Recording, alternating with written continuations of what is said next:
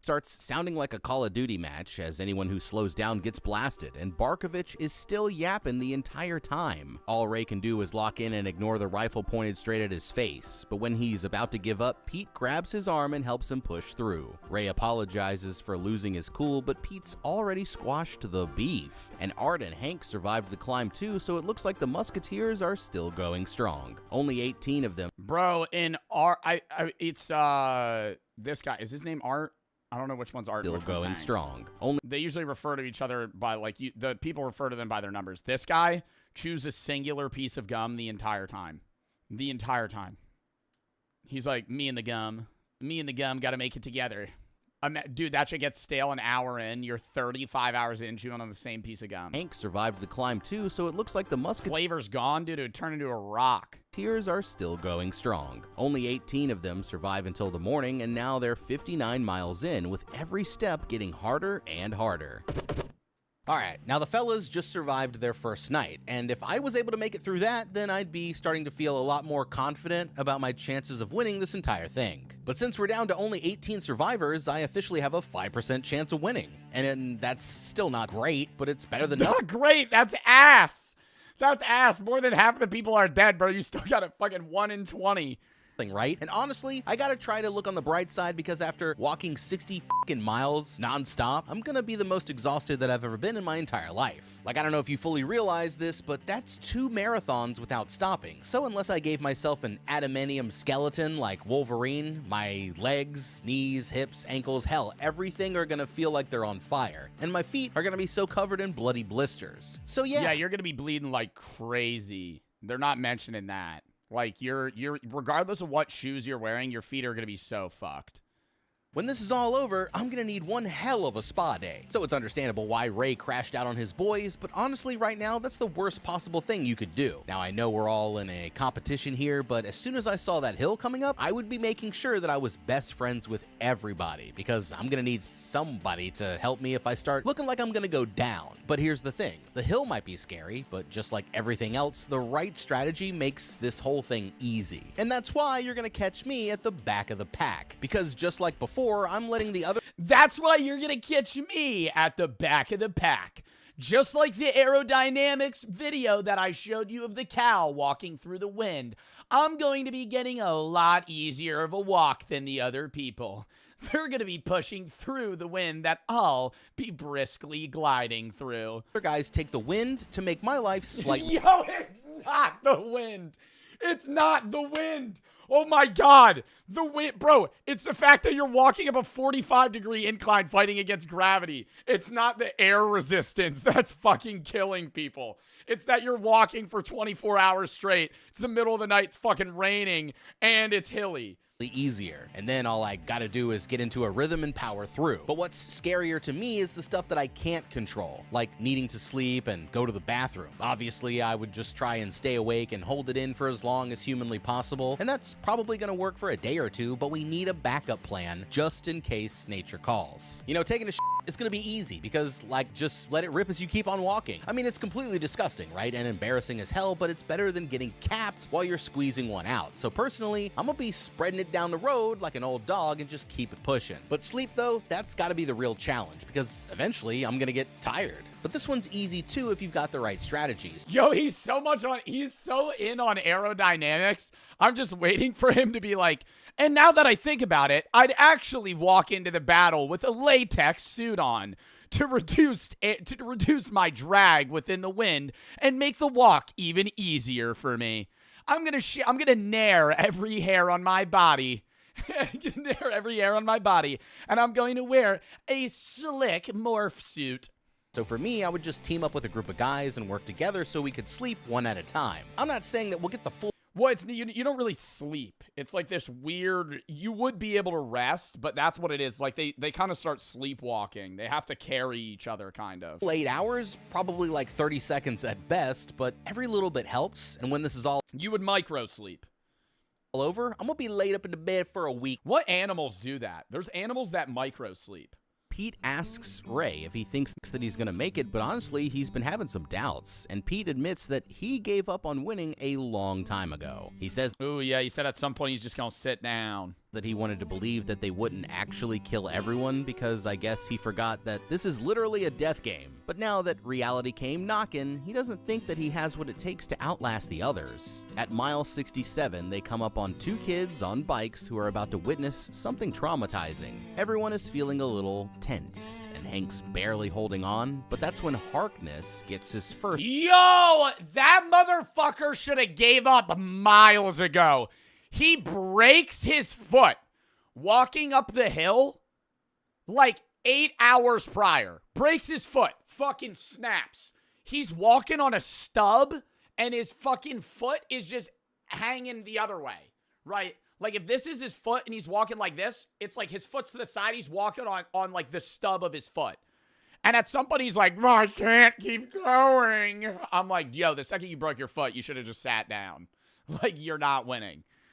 Warning, he snapped the out of his ankle back on the hill, and he's been walking on the bloody stump ever since. But it looks like he's finally reached the end of the line. The dude starts crying as he realizes what's about to happen, and everyone else knows that he's already done for. So Art starts shouting at the kids to look away, but they just sit there and watch as the soldiers blow his head schmoove off, making 33 walkers down with 17 more to go. Pete and Ray didn't like watching the nerd get done dirty, but Stebbins and Barkovich both start mouthing off again. And the truth is, only one of them gets to survive, so they better get comfortable watching people they like get smoked. And with that, they've officially made it 100 miles, which is when Art notices that the— That's almost 4 marathons.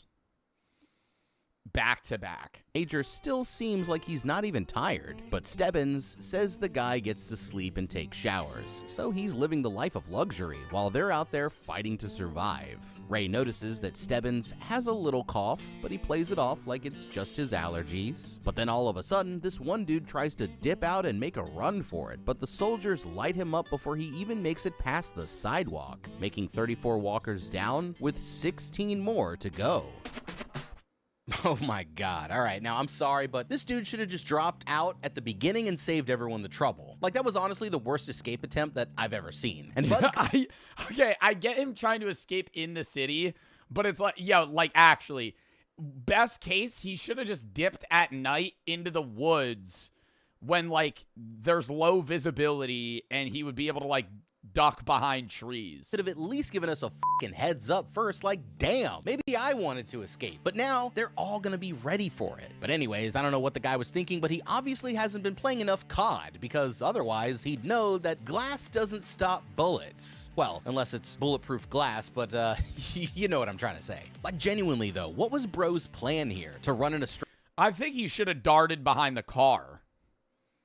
Maybe dodge a few of the bullets and then kind of bounce behind the building and just run. Straight line and not even try to find cover. That door was probably locked anyway. So my man was clearly better at walking than coming up with ideas. But it got me thinking, how would I have done this? Well, honestly, at this point, I've already been walking for 100 miles, so my legs aren't exactly feeling fresh. And with only 16 players left, I'd have to be pretty dumb to even try. I mean, these guys literally have machine guns and tanks, so what the hell am I even supposed to do here? But maybe, just maybe, there's a way that we could pull it off. Now, if you want to do this successfully, the backup plan has to start before you even entered the game. So I'm gonna get one of my boys from the outside to make a signal, like a certain wave or a little dance I could hit to let them know that it's time. Then I would tell them to check the TV every hour, and if they see me hitting the Dougie, it'll be their sign to meet me a few miles up the road. But as for me, I would wait until it was— What, you're gonna get in a getaway car? Bro, they're in military vehicles. They're gonna fucking blow you up. It's nighttime and we were out in the middle of nowhere, and then wait for a good distraction, like one of the other players getting popped. Then there is also restrictions. Like, they close these roads off. There's people that are allowed to, like, spectate on the side, but, like, you wouldn't be able to just, like, pull up in a car.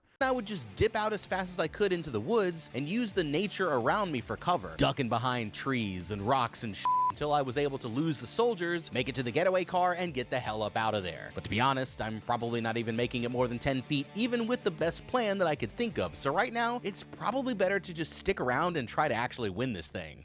By mile 103, they start— Where is this taking place? I think it's in, like, Arkansas. or somewhere. It's like somewhere in the South. Are talking about what they would wish for if they win. Ray says you're supposed to wish for something that money can't buy, and when it's Pete's turn, he says that he's gonna wish for the walk to have 2 winners. That way, not everybody has to get capped. Now they want to know what Ray would wish for, but he decides that he doesn't want to jinx it by saying it out loud, so all he'll say is that he wants his wish to change the world. They make it through the night without— No, and I think he says he would tell Ray, like, the next day. And he said he would spoiler. I mean, if you're this far in, you don't really care about spoilers. He says he would wish for a carbine, and they would have to give it to him on the spot, and he would shoot the major in the head, and they wouldn't kill him because you're the winner, and everybody cares about. That'd be like you killing the Hunger Games winner. Like, people would be pissed. At mile 144, it's pretty obvious that Stebbins, yeah, he ain't doing so well. Things get pretty tense when Art has to pull over for a quick dookie, but he's able to get it out before he catches one to the face. Now that they're alone, Pete asks Ray about that wish again, but he says that he'll only tell him if he keeps it a secret. It turns out that his dad used to show him all kinds of stuff that the government didn't like, but one night, 12 kicked in the door, waving the 4-4, and dragged Pops out into the street. They gave him one last chance to be a good NPC, but my boy decided to stand his ground, so they blew his face off right there on the spot. That's why Ray decided to join the walk, because if he wins, he's gonna wish for a rifle and use it to slime the major live on TV. Pete starts pointing out some flaws in his plan, like how his dad would still be around if he just lied, and he doesn't think that Ray actually has what it takes to kill someone. He thinks it's more important to actually appreciate their lives instead of going around looking for revenge. But Ray is convinced— Yo, this movie is so fucking peak, bro. —that his only choice is to slide for his old man. They pass a family of rednecks watching from the side of the road, and Ray says that they're only here to watch somebody get murked. But Pete reminds him that they all live in the same messed up country, and if Ray doesn't believe that there's still good in the world, then there's no reason even trying to win. Up ahead, they see a rainbow in the distance, and this makes old Pete start feeling a little emotional, so he grabs Ray by the shoulder. Yo, I remember rewatching this scene because it was supposed to be an emotional scene about the rainbow, and all I could focus on was this kid looking like he just shit his pants in the front. Up ahead, they see a rainbow in the distance, and this makes old Pete start feeling a little fucking like hobbling. So he grabs Ray by the shoulder and decides that they should be more than just friends. By now, they're pretty much brothers, but in the end, somebody's got to be an only child. Okay. Ooh, that's cold. Okay, well, now I understand why Ray was dumb enough to sign up, because his dad was a total idiot as well. So I hate to say it, but Ray's entire family has f***ed up here. I mean, we all break the rules sometimes, you know? Yo, this guy is fucking... He's like, I don't care about the emotional shit. Yo, this family's fucking stupid. Ray signed up like a dumbass because his dad's a dumbass. But when you're a grown man with a wife, kid, you gotta be a little more careful. If there's one thing you don't want to mess with, it's the government. Especially when you live in some kind of 1984 world where you could just get smoked for just owning a book. Being a rebel is all fun and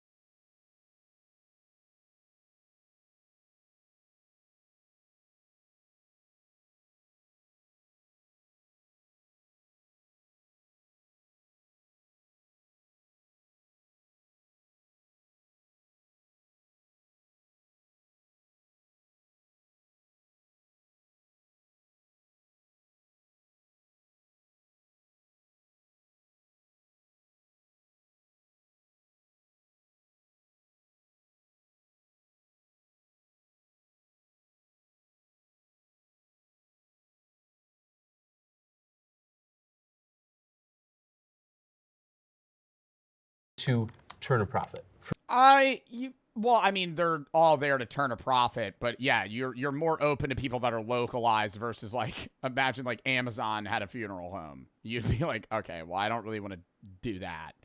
You know, you'd rather go with somebody that's like local and actually gonna care. But at the same time, I think it'd be a cool rule to have all morticians have to walk around like Grim Reapers. Like they should have an aura that surrounds them and like a song that plays on like an organ.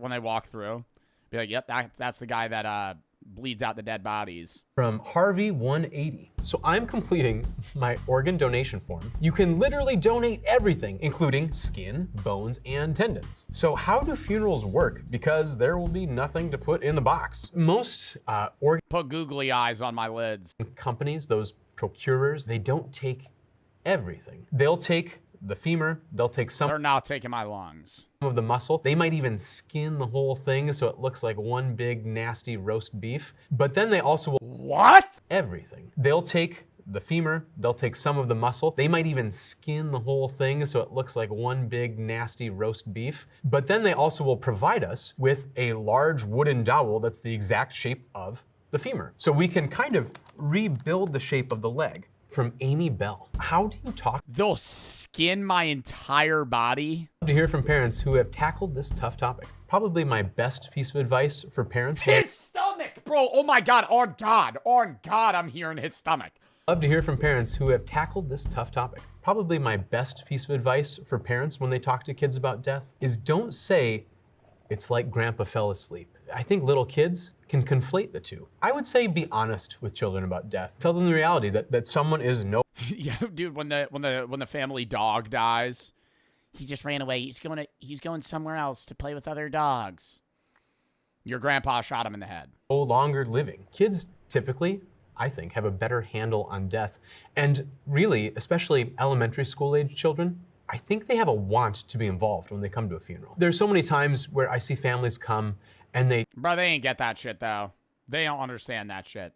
That's why it's like, because they're not actually mourning, bro, because they don't understand it.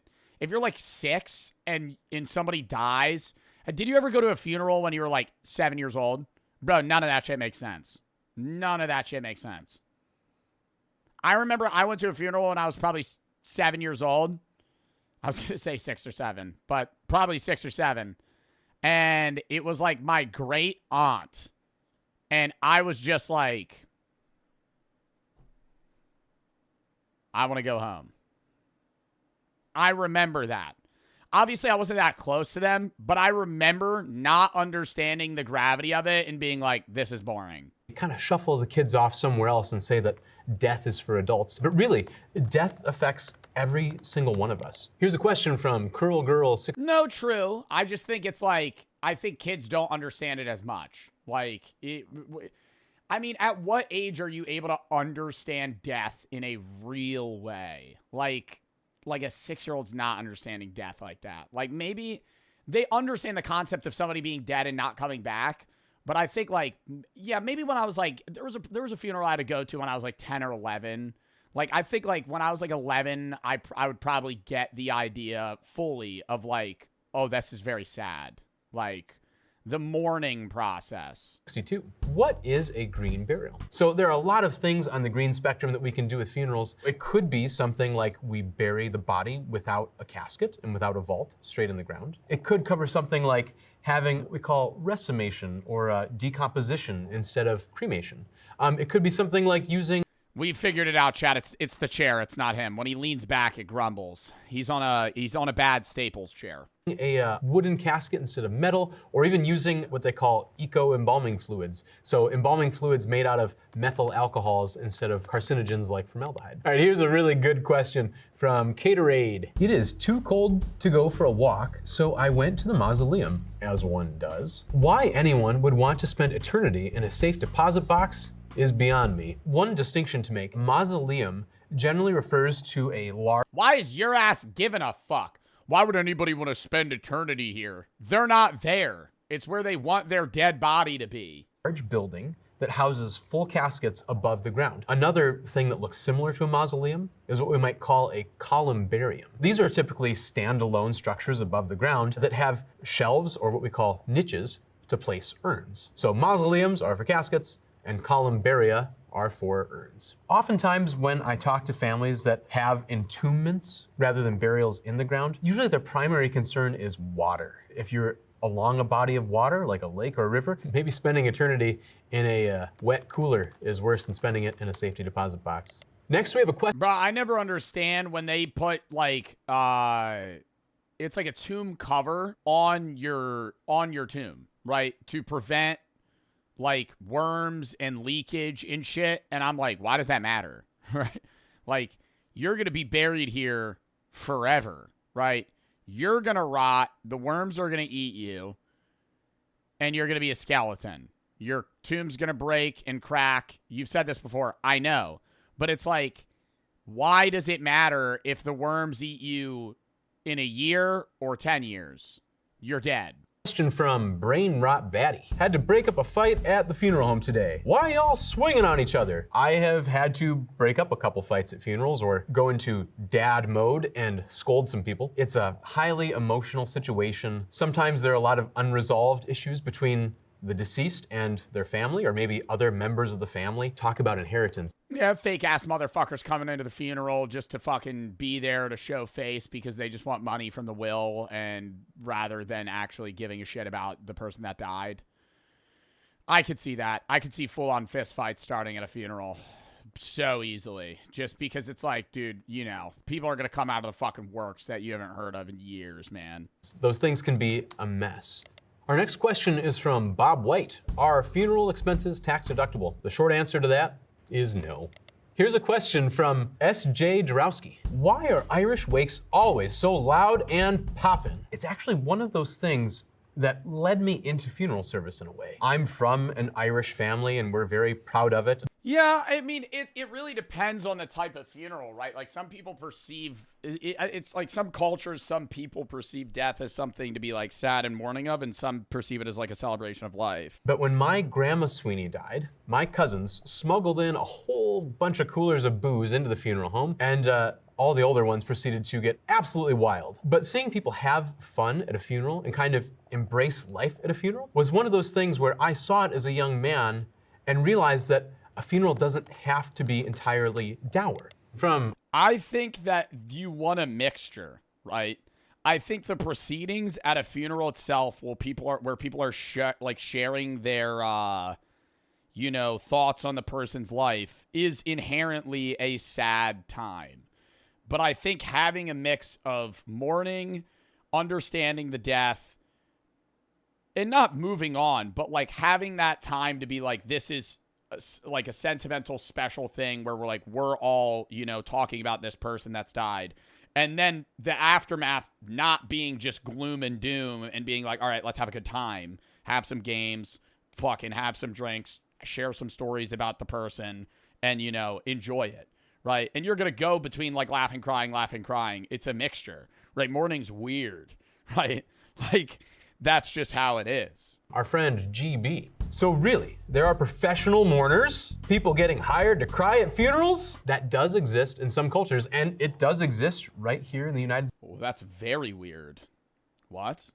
You could pay to have somebody come to your funeral and cry?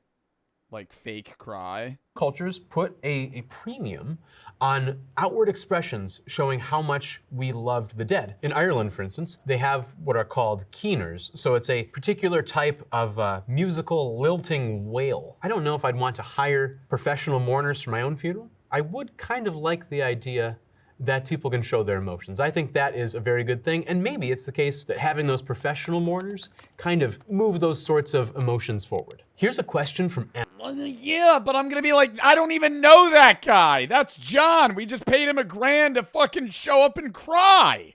Who is he? He doesn't even know him. He doesn't even know the guy. What? I would get mad. That's how I'd get in a fist fight. I'd tell that dickhead to leave. I'd be like, what do you mean? You don't know? What are you fucking all sad about, ass? Extreme embalming a thing. Please make it stop. I kind of agree with you. It is wild. For those of you that don't know what extreme embalming is, typically that's referring to preparing a body in a lifelike vignette. So if he's a boxer, you have the gentleman propped up in the corner of a boxing ring. Or if your cousin is a gamer, we have her in a gamer chair holding an Xbox controller. If someone asked me, Yo, they games until a legit military death squad kicks your door down. And at least for me, I would have immediately started acting like the most patriotic American that these guys have ever seen. But I don't think you're really hearing me. I'm saying I would have turned into Stan Smith the moment these fuckers showed up. No troublemakers here, sir. Just 3 people who love the good old red, white, and blue. Because honestly, how hard is it to just lie? And then as soon as they were gone, I'd just go right back to doing my OG shit. But since Dad had to go fight the system, that gave Ray this bright idea to go follow in his footsteps, and look how that turned out. He could be back at home watching this all on TV, but now he'll be lucky just to survive. So sorry, Ray, but you and your daddy done f***ed up. By mile 170, the boys are barely holding on, and Walker number 4's feet are starting to look like ground beef. When he can't handle the pain, he tries going up to a tank for some help, but the soldiers just run his freaking legs over and Oh my god, I forgot about this shit. Yo, like he goes up to the tank for help. I thought they would just kick him off, bro. They just run him over. Blast him in the head. Just 2 seconds later, this dude Tressler starts ripping off his clothes like he's about to turn into a werewolf. But the second he hits the side of the road, the soldiers just mow him down, making 36 walkers down with 14 more to go. By mile 201, another 7 walkers have gone down, leaving only 7 still in the game. It's nighttime again, and Ray is still holding on, but it looks like Hank could be the next to go. Stebbins chimes in that he looks ready to give up, so Ray goes over to Nah, bro. Yo. Chat, I know we're watching the whole film's, like, summary right now. It is so much more, like, gritty right here. Stebbins, because you're watching this, you're like an hour and a half into the film. You know all these characters. Stebbins walks in. He goes, "Hey, Ray, you exhausted?" And Ray's like, "Yeah, I'm pretty exhausted." He goes, "You're not exhausted." He goes, "Look at Hank. Hank can't even speak." He starts like, and then it zooms in on Hank. Hank hasn't spoken in like 30 minutes in the show or in the movie, which is like days. Like Hank hasn't spoken in a day. He's barely walking. He like lost his tooth. He's fucking losing his mind. Check on his man, but the dude is completely out of it. And after dropping some quick philosophical bars, he runs up to one of the tanks and grabs somebody's rifle. But they blast him and let him bleed out to set an example for the others. Art can't handle watching his buddy suffer, so Ray has to come pull him off before they both get killed. But there's nothing they can do besides keep going, so that makes 44 walkers down, with only 6 more to go. They make it another few miles before anyone's ready to talk again, and to make things even worse, this guy Collie tells everyone that Hank actually had a wife. That makes him the only married man in the entire group, and he can't believe the dude would risk it when he had somebody like that back at home. Pete decides they should all promise to give some money to Hank's wife if they survive, and even Stebbins finally agrees. It turns out he was actually getting sick after all, but he still thinks that there's a chance that he can win. Now at this point, you might have forgotten that crazy old Barkovich is still alive, and he's personally offended that Pete didn't ask him to join the club, so he goes up to Ray and starts trying to apologize. Yo, and this is like some fucking psycho. Dude, it feels like a Joker scene. Oh, it's the most replayed scene. This feels like a Joker scene, bro. He grabs Ray and he's like, "I gotta be part of the friend group, right? Like, you guys hate me, but like, I didn't mean to make fun of that rank kid like 3 days ago. It's like, it's not my fault that he's dead. Like, he's fucking like sitting doing like, it's like a 10-minute scene too. He's like right next to his face, like whispering in his ear. It's so creepy. And the whole time I'm like, I'd be worried he would stab me. But the more this guy talks, the more it's obvious why he doesn't have any friends. I mean, he's nuttier than a squirrel fart on a winter's day, and says that he can't keep the voices out of his head, so Ray just tries playing it cool so the dude doesn't snap. He's finally able to get rid of him without the guy doing anything crazy, but just when it seems like he's... Yeah, no, and the whole time, dude, Pete's 3 feet away. Barkovich is going, "Can you ask Pete if I could be a part of the friend group?" Like some fucking second grader shit. And Ray goes, "Yeah, man, I'll ask him." And he walks like 2 feet over to Pete and he goes, "Barkovich wants to be a part of the friend group." The whole time Pete fucking hears what they're talking about.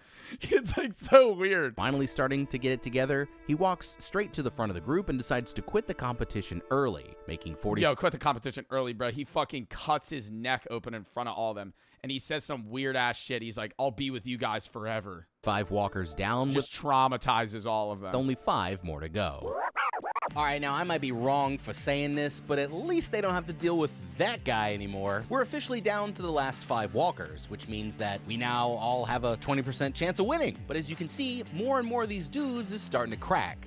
Now, we all knew that Barkovich was crazy from the beginning, but you're probably wondering what happened with Captain Underpants over here. Well, I'll tell you. It's called paradoxal undressing. And basically, it's what happens when somebody goes cuckoo for Cocoa Puffs. They just rip off all their clothes and start running around like a crazy person. So yeah, walking nonstop for almost 200 miles will do that to you. And now we're not just talking about the physical challenge of walking anymore, because the mental side of things is going to be just as hard. So I'd need to make sure that I don't end up going nuts this close to the finish line. But actually, it's really not that hard as you might think. So what I'm gonna do now is start picking something up ahead, like a tree or a sign, and just stay focused on getting there. Then keep repeating that process one little bit at a time. And this is when I'm gonna start blocking everything out. So if one of these guys gets capped, no they didn't. They just went on an all-inclusive vacation to Aruba. And as a matter of fact, that's where I am too. You see, now— So you would purposefully make yourself insane and ignore them? I think it's easier said than done. Because the connections you would build in this game would be so rapid. Like, Pete and Ray basically go from strangers to best friends in 3 days. Because you're just you're like both, you're trauma bonded. You know, like you're both experiencing something that's fucking insane. And you already are friendly with each other. It's now like, I can't get fucked. tired because You couldn't just ignore that. in my head, I'm already at the beach just kicking back and chilling. And if I just refuse to accept reality, then the other players, yeah, they ain't gonna stand a chance. At mile 260, they passed 10 marathons, back to back 10 marathons. by a flaming car crashed on the side of the road. Khalid decides this moment calls for a sing-along, and they all start singing "Oh My Darling Clementine" in honor of Hank's wife. Now it's sunrise on day number 5, and they're getting close to the town where Ray's family lives. Khalid says he's lucky for getting to see his mom, and he's pissed that he won't get the same chance again before he dies. But Pete thinks that seeing her is only going to make things worse. At mile 286, they finally make it to Freeport, but Ray's boots fall apart as soon as he gets to town, so he has to ditch them and start walking in his soggy socks. Which is when he turns to see his mother watching from the side of the road. It's a heartbreaking moment, but instead of passing her, Oh Ray my god, this scene made me cry, bro. turns around and starts saying that he's sorry until Pete finally comes to pull him back. He's having a full-blown panic attack about having to leave her, so Pete starts telling him a story about his childhood. He says his parents both died in the war, so he had to go live with his drunk of an uncle. But then he died from drinking too much, so he fell in with a group of bad dudes and turned to a life of crime. One day he got into a scrap with a dude who sliced him up, and that's how he got his scars. But when he woke up in the hospital, he realized that it was time to turn his life around, which is why he always looks at things from the bright side. But he says it takes a lot of work not to go— Pete saved them. Pete saves Ray like 10 times in the film. back to his old ways. So he wants to use his prize money to help out other struggling kids. And if Ray wins, Pete says that he needs to give up on revenge and go back to his mom because he deserves to have a second chance instead of throwing it away. At mile 306, Stebbins decides it's time for— Like, that is an unreal distance, bro. What is 300 miles? What's like distance from Pittsburgh? What's like a known thing? Like, what's Philly to New York? Philly to New York is only 94 miles. Okay, Philly to Boston. Philly to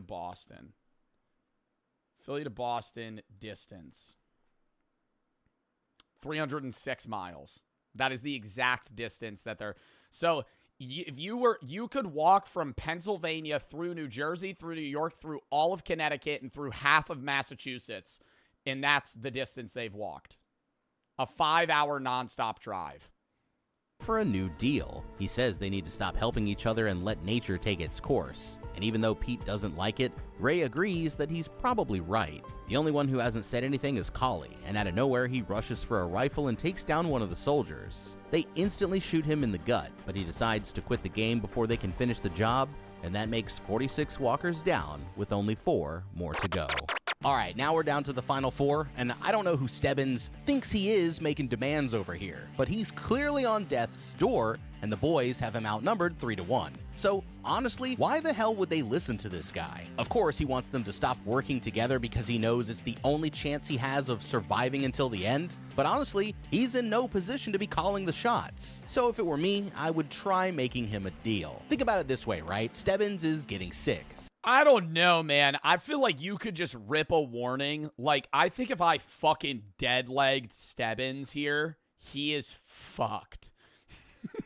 Like, you get one warning for punching someone.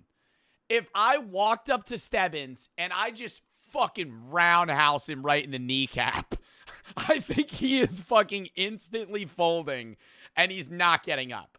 Like, I have a warning now. I'll walk for an hour straight. You know, if he's dead.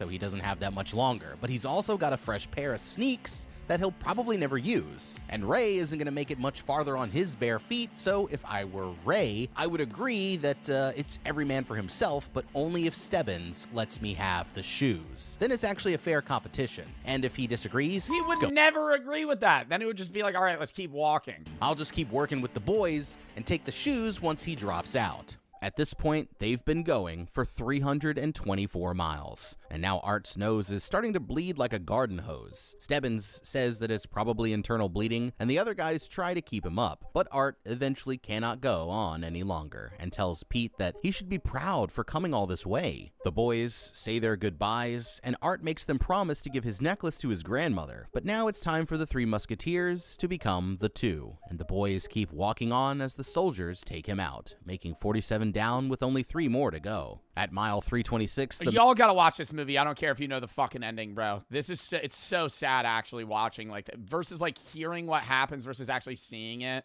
He literally goes, "You guys gotta promise me you won't look," and he's like, "You gotta promise me you won't look." And then they're like, "Okay." And then he fucking just walks and sits, and you see it in the back, but they're just like, they literally just go, and they hear the gunshot. Major's still piping up with his motivational speakers. Ray starts cursing him out, but the dude's still treating it like a game show. And that's when Stebbins decides that it's time to reveal his secret. He starts comparing himself to the rabbit in a dog race, saying he's supposed to be like a machine that the other guys couldn't catch. It turns out the Major is actually this guy's dad, and he's got dozens of unwanted kids spread out all over the country. So Stebbins... Yeah, he's like a bastard child. Stebbins is the Major's kid, but he thought the Major didn't know that he was his kid, but then he ends up saying like, oh, the Major knew the whole time. And what gives it away at the very start of the movie is he just calls your number and gives you your dog tag, and the only guy the Major says good luck to is Stebbins. The only guy. At least that's how I saw it. I would have to rewatch it to double check. But I remember in the beginning of the movie, I was watching it with Brooke. I was like, that's weird. The Major said good luck to only Stebbins. Out of everybody. Wish was to just for the guy to like finally treat him like a son, but now he can feel his body giving out. So instead of dying like a wild animal, he decides body giving out, bro. He says, I remember he said, I feel my lungs filling with liquid. I'm gonna die. To go out with some dignity. Before he goes, he warns the boys what to expect when they reach the finish line, but that's when he stops and takes his final warning, and the soldiers blow. He says there's gonna be, he said there's spectators at the end. They want to see the last kill. He said just keep walking. He said it's gonna rain tonight or some shit. I love the rain. And then he just said, fucking do it. And then they kill him. Blow him away as soon as his time is up, making 48 down with only 2 more to go. They've gone 331 miles when they hit their first big crowd, and these sickos actually start cheering them on. But as Pete looks over at Ray, he decides that he's ready to stop. All of a sudden, he drops back down and takes a knee, but Ray isn't ready to let him go, so he picks up his friend and starts pushing him down the road. He asks Pete to walk just a little bit farther, so he decides to hang in there for his friend, but while he's distracted, Ray stops and let his timer run out. The soldiers instantly shoot him twice in the side, and Pete rushes to pick him up, but Ray tells him that he loves him as the soldiers drag him away. Knowing that he's done for, Ray apologizes to his mom as the Major steps up to finish him off, and that makes 49 down with 1 lucky winner. And they show it, bro. They show it. That's what's like. You would think that they would do the monologue and then it would be like the gunshot and it would just be on Pete. No, they show him die. But Pete's story is not over Because it, like, makes you feel like you're Pete. yet. The guy starts breaking down as the fireworks go off and the entire crowd starts to celebrate, but that's when the Major comes to ask for his wish, and thinking it over, he wishes for a soldier's rifle. The Major lets it happen, thinking there's no way he's actually gonna— Which you knew he was gonna ask for it too, because earlier he was like, man, the rifle ain't gonna fix anything. And then the Major interrupts Pete crying and he's like, what's your wish? shoot somebody, but the second he gets his hands on it, he ups the weapon and blasts the Major straight in the chest, killing him right on the spot. With his wish fulfilled, Pete turns to walk down the empty street, leaving the crowd behind him. In the end, that makes 50 down. No, that is not the ending. Everybody disappears. He doesn't leave the crowd. The ending's supposed to be that he has to continue walking because killing the Major didn't actually solve anything. Because the dystopia is still going to exist. So you still have to keep walking because the long walk will still exist. It will still occur. There were people around him, and that's just not what— he didn't leave everybody. With only one survivor, and at least Pete managed to get some revenge for his friend, but I'm thinking next time he might just want to stay home instead. The Long Walk, and I mean— fucking peak movie, bro. We didn't really get into how to beat it. Outside of aerodynamics. Bro, the strategy really is have a backpack full of useful items, have good shoes, have a plan for everything. Don't run. You're never going to be able to run. You're going to die. Don't sign up. If you do sign up now, you just got to plan everything out. Maybe make some friends, but don't get too attached to them. And then don't be the guy to self-sacrifice and be a hero. Don't be the hero, right, in that situation. Be the guy that just wins. Count me down. God of War would be epic. I wouldn't have God of War. If you have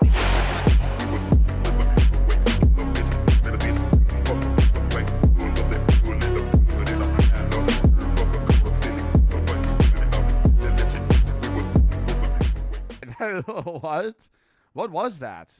Animal that I'm looking for, so I say goodbye. This is awesome. Is that an ad for a fucking wristwatch? What did I just see? Did we just film a wristwatch ad in front of a wild sloth? Does he know he's not getting paid? All right, so hiked all day, and as you saw, it was dumping rain. So this water is pushing down like crazy, but it's not what we're here for. I don't know, the sock length forest. That's really getting me too, man. I mean, like, if you're going that high up, the leg, you might as well just go full knee, you know? Like...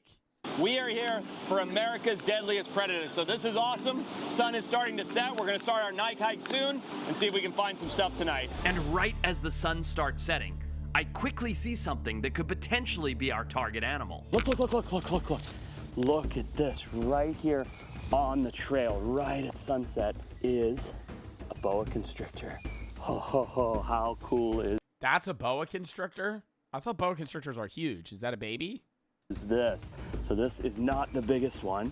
Yeah. That is awesome. I love constrictors like this, and they're the largest snake in Costa Rica. I love constrictors like this. It just starts wrapping around his neck. This one is obviously just a juvenile. I mean, he's probably 5 or 6 years old. They get a lot bigger than this. Typically, they have this pretty chill demeanor. See if he bites me. Don't bite me. We're baiting it. We're baiting it to bite you. Yeah, they have this pretty chill demeanor unless they're going after prey, and prey for them is a mouse, a rat, a bird. So this guy's obviously hunting along the forest floor here right as the sun is going down, looking for something to eat. That's so weird. He's so chill, bro. This is a wild snake that is just fucking happy to be held. One thing that's super cool is take a look at the pits. You can see them there. So that gives him that infrared heat sensing, and then this big muscular body allows him to wrap up prey and asphyxiate them. So really beautiful. We'll just let him keep going on his way. That's so cool. Go on, Like, he didn't defend himself. What if you started attacking him? And while he does that, the sun is starting to set. So guys, time for headlamps as he continues to hunt, which is what he's doing right now. Oh, this snake looks like the perfect... This snake has the perfect circumference to be held by a wristwatch.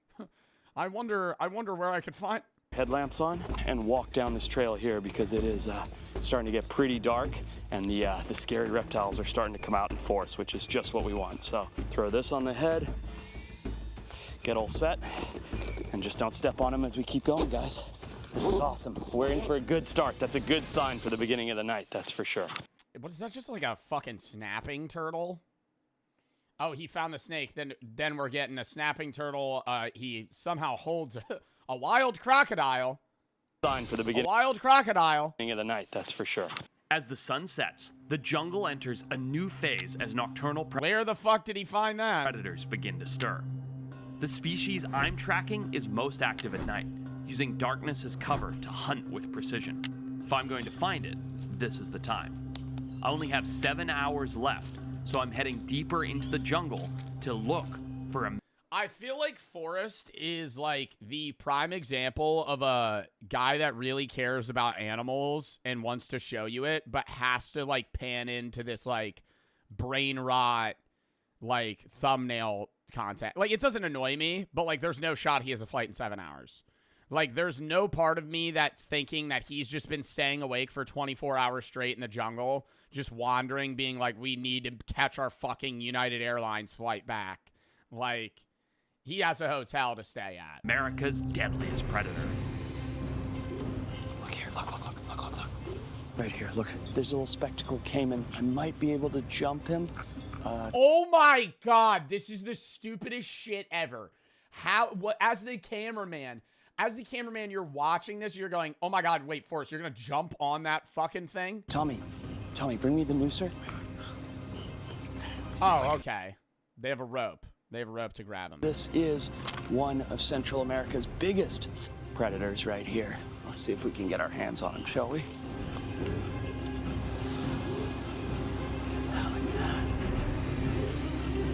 No way he don't see the fucking rope getting slid around his neck right now.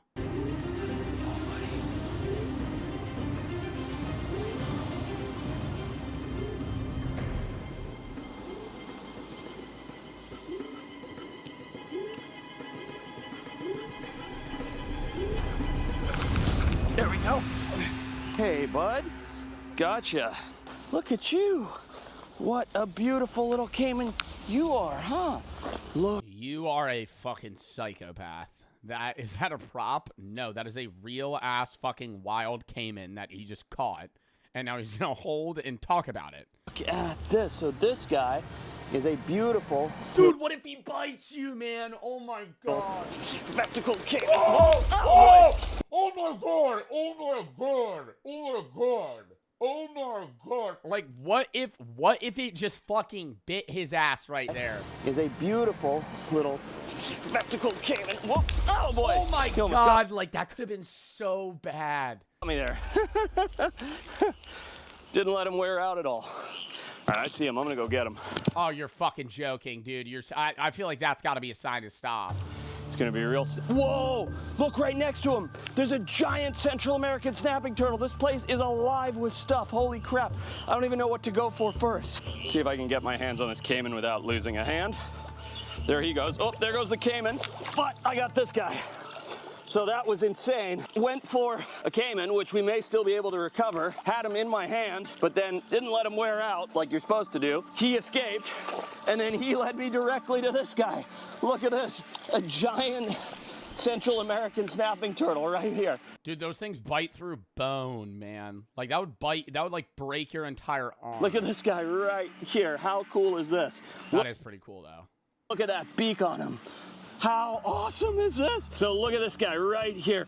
Big, beautiful Central American snapping turtle. The caiman led me directly to him. Another really impressive predator.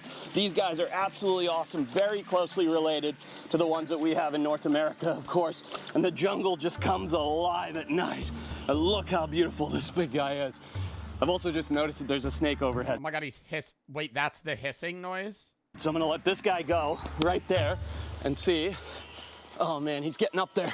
No, this is like actually so scary though. Like he's just like raw encountering like 3 different deadly predators in like a 10-foot radius. Like, that's how fucking packed this jungle is. How quickly we can get up to that vine snake. Give me my hook. Look right there. Oh. Come here, bud. More like a worm snake. Ha! How's that? What this is that? is a Mexican parrot snake. These guys are exhibiting one of my favorite defense mechanisms, which is where they hold their mouth open like that to tell you that they're gonna bite. They have a pretty bad attitude in general. I've never caught one that hasn't been bitey, and he will definitely strike here in a minute. Hooked him down out of the tree, caught him on his way down, and there we go. That's like a snake I'd want to own. Like one like that. Like a little guy, you know? I would never want to own a fat-ass snake, but I think when people own snakes and they're like these little tiny guys, that's chill. 3 incredible reptiles. Yeah, no, well, it wouldn't scare me. Like, I would never want to own like a big-ass snake that's like potentially dangerous. In the span of about Yeah, like a corn snake. 3 minutes. I mean, that is absolutely wild. All right, you go back on your way here, pal. Up into your tree, going. Wow. What a crazy diversity in 5 minutes. I mean, literally, caiman to snapping turtle. There's another snake right there. This is insane. This is nuts.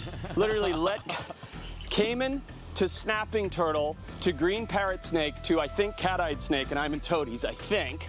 Let's have a look here.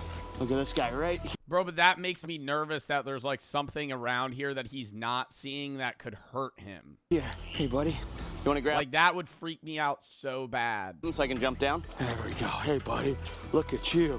Holy crap. We've had quite the night. And you can see why these guys are called cat-eyed snakes. They have this beautiful cat-like pattern on their eye there. But look at that. Such a pretty little snake. 2 snakes in the tree. The turtle, the caiman. I feel like wherever I put this guy down, I'm going to find something else just based on how it's been going. But all that said, we haven't found what we've come looking for. We're looking for the America's deadliest predator. So we'll let this guy go. Keep going. Bro, what are we looking for, dude? A fucking panther? Like, yeah, somebody said a jaguar spawns out of nowhere. Yeah, what are we fucking searching for? You just get mauled by an animal, dude? Keep looking. At what point have we found it? And if we have to be out here all night, It's got to be a snake, bro. we will be. Send this guy back on his way. There's no way. Hang out with the other There's no way it's anything but a snake. snakes. That is about as good as it gets in the jungle. But I'm not leaving here without another shot at that caiman. After searching for what feels like hours, I finally spot him tucked into a small pond. But because of all the plants, the noose won't work. And with only 4 hours left, that means there's only one option left. I'm gonna have to do it the old-fashioned way. Bro, oh my God, he's going to pick it up with his fucking hands. Like, he could just lose his whole arm. Which is way more dangerous. 2, 3. Got him. Boom. There he is. Okay. When Canadians find a dead alien.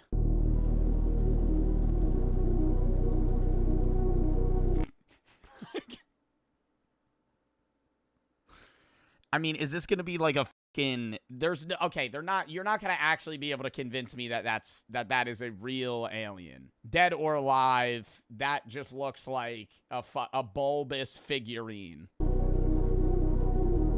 A bad prop. That one looked more real. I just fully... I fully think that anybody that claims to have found an alien and that alien is a bipedal creature with a bulbous head that looks like E.T. and they drive a saucer UFO is a fucking scam. I mean, yo, great way to, you know, actually disguise yourself as an alien is to just like pan into the stereotypes, but like I'm not going to believe that. 1992. Over a decade ago, a very strange video emerged on the internet. It shows a recording of photographs taken in 1992 in Quebec, Canada. Those photographs depict what appear to be a short naked corpse of a gray alien. What is also mysterious is how little... If it has a dick, I'm not believing it. I'm putting that right now. If it has the same reproductive organs we do, nope. Nope. Or if it's smooth, that's also another thing. I need to see some weird, like, bulbous thing popping out of its, like, right shoulder that it uses to, like, reproduce. Information exists on this case. And so, ain't no way an alien penis is a thing. did a deep dive. The footage itself is one... Almost every animal has genitalia on Earth. Almost every animal on Earth right?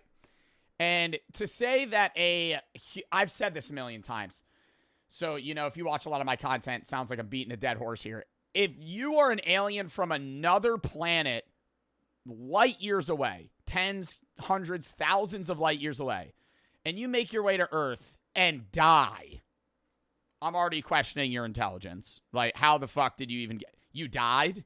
You died. You were capable of getting from thousands of light years away, right? Something that would take us, you know, millions of years to fucking get to. If, like, with the current technology we have. They're able to get here in an instant, in one life.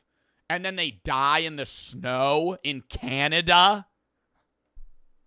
That's already sketchy. And then on top of that, you evolved and developed, you know, maybe some level of consciousness perception on another planet. Say it's in the Goldilocks zone. You're not going to be bipedal. Why would you look like us and have 5 fingers and fucking all this other shit? 1 minute and 21 seconds long. It was uploaded by the YouTube channel called Etrange Videos in 2008. That is a wooden doll. That is a wooden doll. And again in 2013. And also included detailed comments from the uploader, giving context on its origin and claiming to be the one who did the recording. In total, there are 10 photographs of the corpse, and 3 other pictures to provide context. The first one is a depiction of Grays from an abduction account in a book, including the Charles Moody case from 1975. The second is a title screen saying Hiver 92, l'Annonciation, which translates to Winter 92, and l'Annonciation being a municipality in Quebec, Canada. The third picture is a map, with the location of the finding, Riviera Rouge. The last picture... Where's the body? The government might have taken it. Curiously, is a drawing. What are the Canadians going to do with an alien? Or rather, a petroglyph from Uzbekistan, showcasing what appears to be a luminous man. It was used by Eric von Daniken, specifically in his book Chariots of the Gods. Von Daniken is best known for his books on alien influence on early human... Was God an astronaut? Bro. civilization, more commonly known as the ancient alien hypothesis, which is likely why it was included in the footage. The uploader, claiming to be the person who recorded this and uploaded it to YouTube, provided detailed context for where he or she got these photos from and their attempts at making them public. The uploader writes, "In the winter of 1992, while I was living in Montreal, a friend of my former roommate came to our apartment to show us some strange photos. These showed what appeared to be a creature of unknown origin, an extraterrestrial biological entity, or EBE, apparently lifeless, discovered by a snowmobiler or perhaps..." I'm cutting off its hand and keeping it. What? If I find a dead alien, I will... bro, if I find a dead alien, yeah, sure, I'll let the government know. I'm hacking off its arm and putting it in a box to be like, this is an alien's hand. Well, I'm going to show you a fucking 240p image and be like, yeah, this is a dead alien we found in the woods. Too, in a field or wooded area not far from the road. They'll mind wipe you? You think they have that? Dude, I mean, that's a hypothetical I've ran through multiple times, chat. Alien UFO crashes in your backyard. You know? What are you doing? Right? I'm going out with a weapon, but I'm gonna be kind of like half on the offense, half on defense. I'm gonna be like kind of peaceful, like, you know, just no, I'm not aggressive, but I'm ready, you know, in case they try to lunge at me or something. I don't know what disease it has, so I might like wear a hoodie and go like this. Like poke it if it's dead. Like like roadkill. I'd call my friend first, actually. I'd get Chris to pull up. Then we would both go outside with hoodies on and poke it. See what it is. Take a few pictures of it. Probably take part of its body. Write a note to myself in case they Men in Black mind wipe me. Put that away. Then call.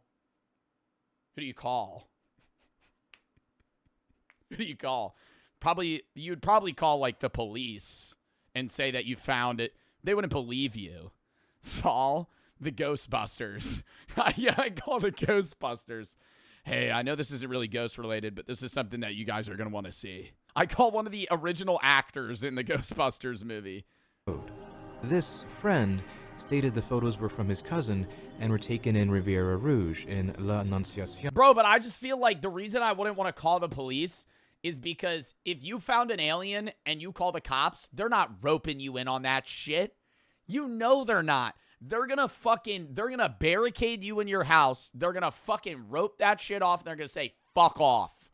And they're gonna go deal with it themselves. They're not gonna help you, you know, or they're not gonna let you in on what they find. So I gotta be investigating some of that shit myself. I might put on gloves, you know, you don't know what fucking bacteria they got, like some brain-eating amoeba just living on their skin. On Quebec, which is the circled place on the map. The snowmobiler, or one of them if there were more, retrieved a camera and began snapping photos. The other witnesses in the photographs arrived later by car. They then wrapped a cable or a rope under the arms of the corpse and used a branch to lift it up, hoping to avoid touching it. That's smart. Oh my god, wait. No, this is making me believe it more. Because they don't want to touch it. Strangely, they said they left the body out overnight, and when they returned the next day, it was gone, possibly taken by coyotes or other wild. You're fucking kidding me.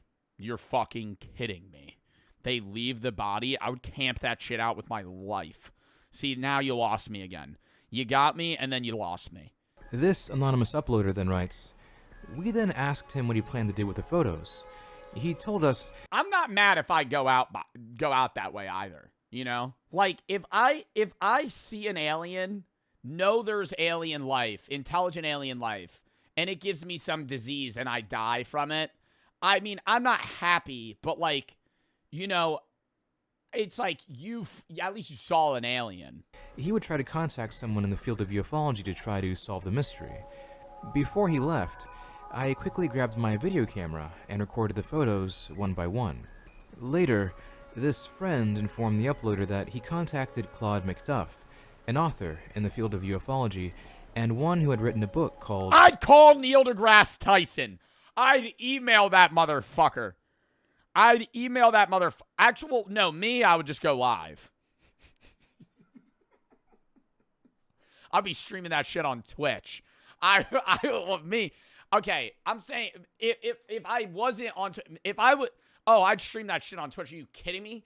An alien, imagine the views. I don't give a fuck about the views. I'd be like, y'all better make sure they don't fucking Men in Black mind wipe me. You know? I'd be like, I'm not suicidal. I found this alien. You know? The Trial of the Flying Saucers, which was an investigative And then I would also do some shit. Right, see, that's how I would prove that alien's real, so the government can't hide that shit. Because chat would be like, you're lying, that's not an alien. I'd be like, what do you want me to do? And you'd go like, poke it with a stick.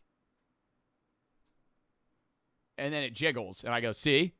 You go, cut it open. I go, okay. I go get a kitchen knife. Walk back out. Some like weird pus fucking spews out of it. Fiction approach to UFO sightings and encounters, focused primarily in Quebec, Canada, using... What? Okay, actually, chat, no. See, let me give you the hypothetical. I go live, and I'm, like, in the wilderness. It's, like, 2 in the morning. You're just, like, watching TV, you know, about to go to bed, and you just get a noti, and you're like, Joe Bartolozzi's live. That's weird. And you tap in, and I'm like... Guys, you need to see this. And it's like really low quality. It's like cutting in and out, right? It's cutting in and out. Like it's like 420p, like 10 FPS. You hear me, but like the video's low quality, and I'm like showing an alien, right? And I'm like videoing the alien, and I have like a big spotlight on its body. Let's say it looks however you think an alien would look. What are you believing it, or what question would you be to be like, prove that's an alien? It's dead. It's dead. It's just in the world. It's dead. Its spaceship is also, like, mangled on fire in the woods. Pick it up. You'd say pick it up. Open its mouth. Ooh. That'd be scary, though. Because what if it was still alive? Like a deer. You think it's dead, it starts kicking. Cut it open, lick it, bro. Eat it? What? Nah.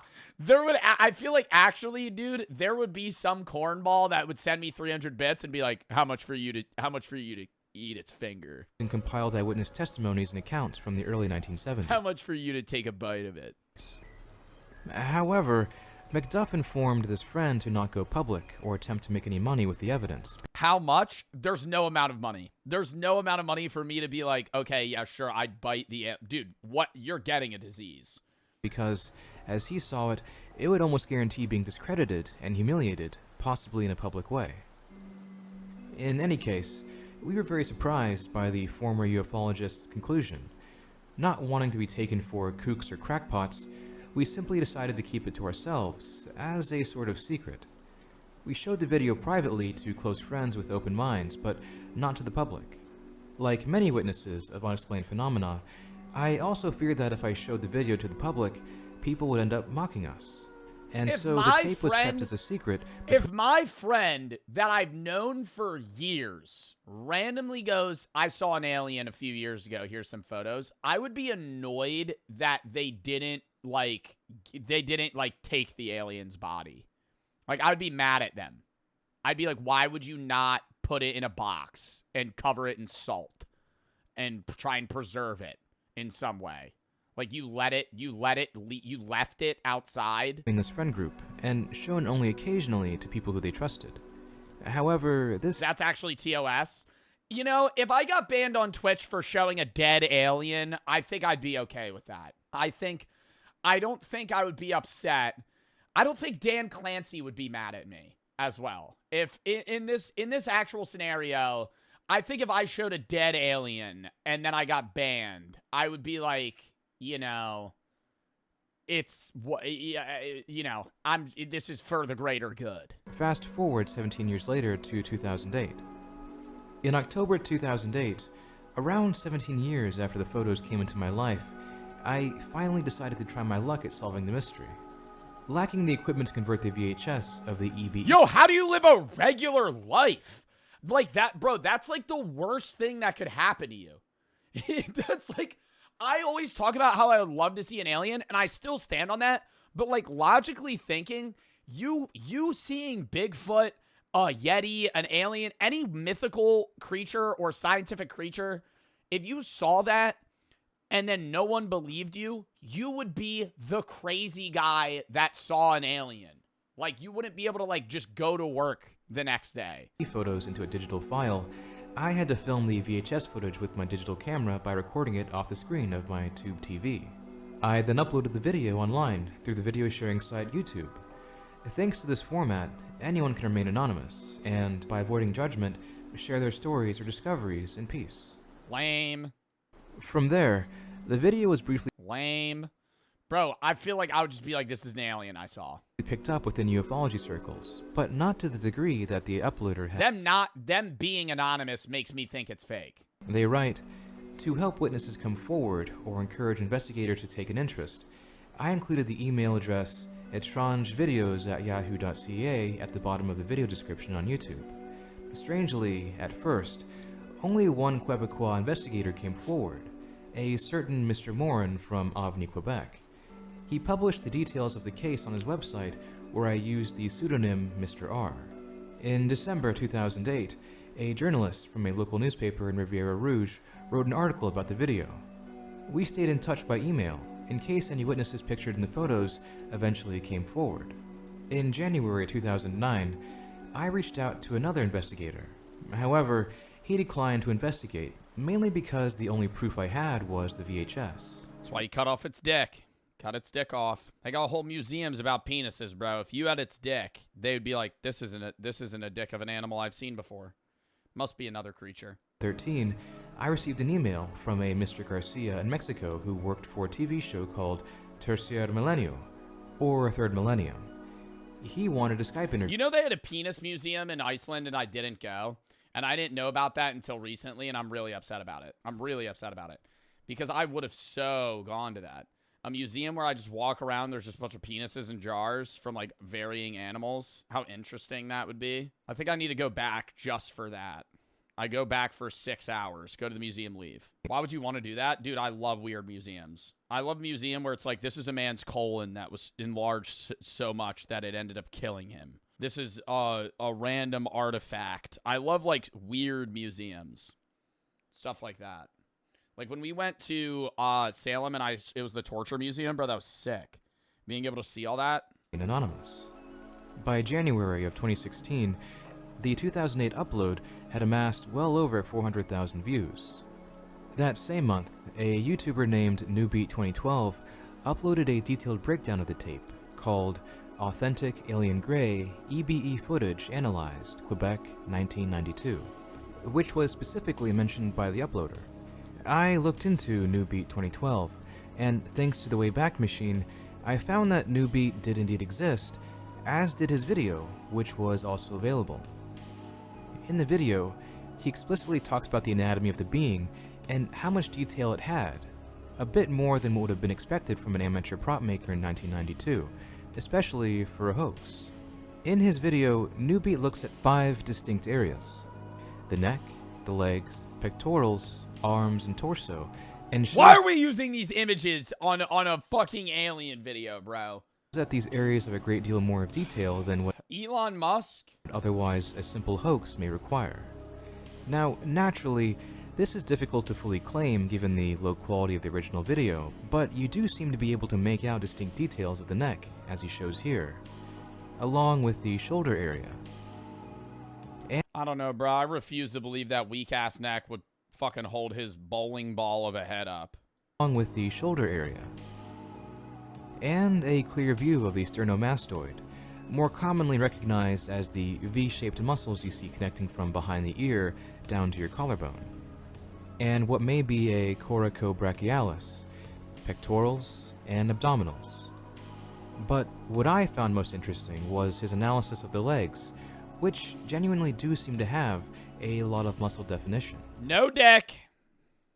When props of aliens are made, there is usually some basic musculature included, some of which would be the same areas that NewBeat2012 highlighted, but this one stood out the most.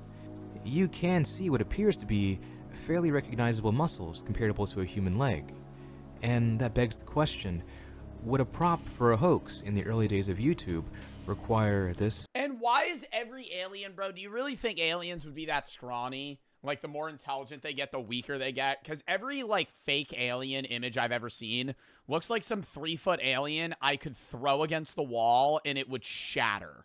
Like red mist. Like, I'd just punch it and it would just die.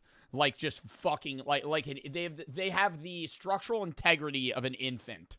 Like, you just throw them and they die. Here, he inverts a close-up of the body, and you can see what looks like, at first, wrapping. But I don't believe this is wrapping.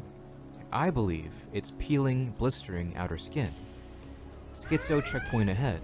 A tinfoil hat is required beyond this point, because we're going in one level deeper. In 2023, an alleged whistleblower came forward on r/aliens discussing, in depth, the anatomy of gray alien corpses he studied on behalf of the US government. It became rather infamous in ufology circles for how detailed the science presented behind their biology was. This post was even covered by AJ from the Y-Files in a 1-hour, 30-minute stream on his channel, The Y-Files Backstage. The guy who posted it, whoever he was, or she, he reads like a man. Now, this case will get its own video, as I have a lot to say on it, but for now, I only want to pick out the crucial details and compare them to this case. This alleged whistleblower on Reddit wrote, "The gray skin that is often described in folklore is in fact a biosynthetic film which, likely, serves to protect the EBO, or extra biospheric organism, from a hostile environment. It doesn't provide effective protection against temperature changes, but it does offer adequate protection against the passage of liquids." What, so their skin's good for fucking protecting them from getting wrinkled in the water? Like, what the fuck does that mean? It's possible that this film confers other advantages, but my knowledge on the subject is limited. Under the gray film, the epidermis is rather white, and the texture is very regular and without any hair. So, from my perspective, It may be possible that this wrapping we see is the outer skin coming apart. In fact, a lot of the physical details of this corpse match this man's account. For instance, he also wrote, "The head contains 2 large, oversized eyes, 2 nostrils without protuberance, a narrow mouth without lips, and 2 ear canals without Yeah, mouth without lips. How's it eat? auricles. There is a mandible, but the musculature is vestigial. There are no teeth or tongue in the oral cavity. So what we So it just sucks in food. It just what is it, a filter feeder, bro? Oh my god. see in the video is essentially an exact match. 2 large eyes, basically a flat nose, a very narrow lipless mouth, no ears, and a small jaw. This is what he wrote about the eyes. Yo, I'm killing that thing. Oh my god. Chat. All right, new scenario. I fucking go live. I go live 2 a.m. There's a crashed alien ship. And it's like on fire. And I'm like, oh fuck, dude, I gotta go investigate it. And I have like a hammer because it's the only thing that I found is a weapon. And I go fucking, I walk up to it and it's like it goes, and it's like crawling out.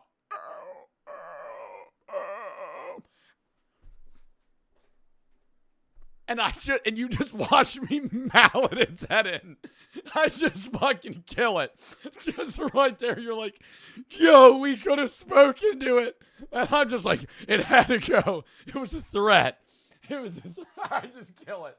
Just right there and then. Oh my god. I would be upset at you. You would be mad. Would you guys be okay, chat? What if I was like, I was scared though? Like the alien comes crawling out and I just fucking instantly start killing it. It's the only one in the ship. Now it's just dead. We couldn't ask it any questions. Before I killed it too, it could have been making a noise, but it also kind of sounded like it was going, help, help. And I just fucking like murdered it. Like the skin, the eyes are covered with a semi-transparent biosynthetic film. He was reaching. I have a fucking gun. I have a taser. I got one job and one job only: to become an absolute jacked monstrosity before my 18th birthday. I'm talking leg day every day. Nothing but squats, lunges, and lean protein until my body's legit shaped like a triangle. But it's not just about how you train, it's about the mental game as well. So hear me out. I'm gonna go back and watch all the tapes. Here's the problem, though, that I want to counter his point. He's saying I would be training from day 1 till I was 18 years old. But it's a lottery. There's millions of other people that are signing up. So why would you waste the first 18 to 22 years of your life training every day for the long walk and then never get pulled? You know? Like, you might just not get picked, and then you just don't do it. So to read me the rules until I have all the best strategies and the legs of Saquon Barkley. And then I'll be ready to smoke these other losers and go home with the baggie. Now, on his way past the guards, Ray makes friends with this dude Pete, who's got a big Joker scar all the way up his right cheek. best character in any movie. It's not like this is a beauty contest, but if it was, there's one guy who looks like he'd win either way, and his name is Stebbins, and he's clearly the most athletic one in the group, so he's got the more gamer-bodied dudes shook before the walk even starts. Then we've got Hank, the nerd with the big mouth, Art, the nice religious guy who's basically the polar opposite of this clown, and this Malcolm in the Middle looking dude. Nah, this is making me sad right now watching all these characters. Don't care about this kid. They try to get you to be emotionally, you know, like all these other guys go through so much more shit, bro. He dies in like 20 minutes. Like he dies like right after this shit starts. I'm sorry for spoiling it. This motherfucker gets capped so quick. He fucking gets he gets a Charlie horse like 10 miles, like half a mile in. Like, it's like fucking instantly, this kid dies. Curly, who's definitely gonna make it past the first day. The others start ripping on Hank for talking. I don't even think he makes it to the first night. Too much, but then they realize that he's pretty normal compared to this weirdo Barkovich who tries to join in. He's giving off major... Ooh, no, Bart, to put it in perspective, Barkovich is just dry humor making jokes that don't make sense. And it's so bad. right? One of them says like my Meemaw, and he goes, "What the fuck is a Meemaw?" Sounds like, and then he makes a joke. But it's so fucking stupid because they're all from different states, so they don't understand each other's lingo, and they're making niche jokes about each other's lingo. And so every joke Barkovich makes just doesn't land because it's like a dude from Alaska making a niche Alaskan joke to a dude from Tennessee. Like, it doesn't hit. And he's here to hand out everybody's number. After going through the whole list one at a time, he tells them all to line up and get ready to start walking. But first, it's time for a whole motivational speech about bravery and serving your country. When he's finally done yapping, he decides to remind them all about the most important rules. First off, you gotta keep walking at least 3 miles per hour until there's only one player left. You get 3 warnings if you fall behind, and they each reset after 1 hour of walking. But if you use up all 3 or try to make a run for it, then your goose is cooked, my man. That's basically it though, so now that they all know the rules, it's officially time to get to steppin'. But my dude Ray is about to realize that he just made his biggest mistake. So far they're just walking, which is pretty much all they're gonna be doing for the next hour and a half, so buckle up. It's probably a little hard to concentrate when they're surrounded by machine guns, but Ray's Bro, but they all get to know each other. That's another thing he's not mentioning is they're all like low-key become friends. Not all of them, but like they start forming like small groups, and it's like, why? You're going into this knowing that one of you is coming out. I'm like, I don't even want to talk to anyone. I feel like I'd be like just stoic, zoned. But then you think about it, it's like day 3, you kind of need people to talk to more, like for your morale. trying hard not to think about it, so he keeps looking at the butterflies instead. Oh, and the whole thing's Why is it all guys? It's only guys that get picked. being broadcast live for the fans Are you trying to get me to say that if a woman was picked that she wouldn't make it? back at home, so they've basically got the entire country waiting to watch them get blasted on live TV. Alright, so now's when we gotta start talking strategy, and you're probably thinking, what could you even do besides just keep walking and try not to get shot? But guess what? You're already beat, my boy, so better luck next time because real ones know the plan started before we even got here. Now, just like a night at Real ones know that I shoved a fucking dime bag of meth up my ass. And it's slowly making its way back down. Probably estimated arrival time around 2 p.m. EST the next day. After that, I'm going to snort a little bit of it, and that's going to be a little pick-me-up for the next 3 days. the club or a date at a fancy restaurant, you're gonna need the right pair of shoes. So you might be thinking, Oh my God, that's the one thing that I'm thinking about is getting blisters. Oh, fuck no. You get a blister like 5 miles in, dude. Some of these guys show up in some like raggedy shoes. Like some shit that's like run down. They've been wearing them for like 6 years. You need some broken in new shoes, but not something that's stiff. all right, I'll just get a fresh pair of sneakers and be fine. But that's where you're wrong, because sneakers Like this dumbass is wearing Vans! Oh! shoes. So you might Yo, literally stare at his shoes. You can tell he's cooked from the start. He wearing flat Vans. Flat Vans. This guy's got rain boots on and a safari hat. Huh? but that's where you're wrong. What are we gonna go pick flowers? Yo, buddy, you're walking for the next 8 years. Because sneakers are gonna give you blisters after They have no money. Yo, you're getting the money. Your entire family's giving you everything they have for this. the first couple of miles. So for me, I'm getting a pair of Oh, you got a Charlie horse. lightweight hiking boots, like the type you'd see some granola dude wearing on a nature trail. Yeah, I'd want something durable that's gonna last for literally hundreds of miles, and I wouldn't be just taking those bad boys out the box either. Nah, I'm gonna make sure they're broken in before the I wouldn't wear shoes. Turtle, you're dying in 5 miles. Turtle, you're cooked. You're dead. You're not gonna wear shoes. You're gonna walk on asphalt for days. And if I start power walking too soon, then I'm gonna get tired way too early. But everybody has a watch that shows exactly how fast they're going. So if the only rule is that I can't go slower than 3 miles per hour, then I'm gonna just walk at 3.1 the entire time. See? Easy. And if I catch a warning, It's too easy. It's too easy to say that. You can't hover at 3.1 because your body's not going to be able to accurately regulate what 3.1 miles per hour is. There's going to be multiple moments where you hover down to 2.9. You get a warning. You probably want to hover around like 3.3. realistically. Like, give yourself a little leeway. Then maybe I'll speed it up to 3.2 miles per hour. But as long as I'm clear, then it's slow and steady wins the race. But that's not the only reason I'm walking slow. I'm over here playing chess while these other dudes playing checkers. Because at the back of the group, the other guys are blocking the wind, which actually— You're getting into the fucking aerodynamics, bro. You're getting into the fucking— what, like we're geese flying through the fucking wind right now? I don't think that that's playing a factor. I don't think that the aerodynamic I don't think air resistance, you're not getting Mario Kart Slipstream walking behind this guy. You're not, that's not, I don't think that's going to be meaningful enough to matter at any moment.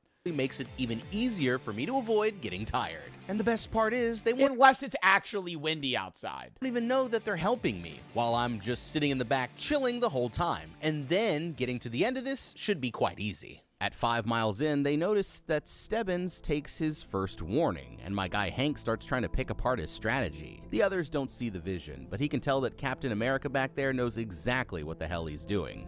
And so far, the dude's not even breaking a sweat. Eventually, they get to a bridge where that creepy dude Barkovich suddenly comes to a stop. He's saying that there's a rock in his boot and takes a hell of a long time to get it out, but he gets up before the soldiers send him off to go night-night. Buddy starts acting like it was all part of his plan, but the others say if that's true, then his plan f***ing sucks. And he storms off all mad to go walk it off by himself. Now they're 7 miles into the hike, with only one more to go before they get to Eminem's house, and the boys start talking about what they'd do with the money if they'd win. But my boy Ray here says that he's not just doing it for the Skrilla. He's here on some big fight the system type and starts breaking it down for the other guys so that they can peep game. Basically, Oh yeah, they get unlimited. Top 10?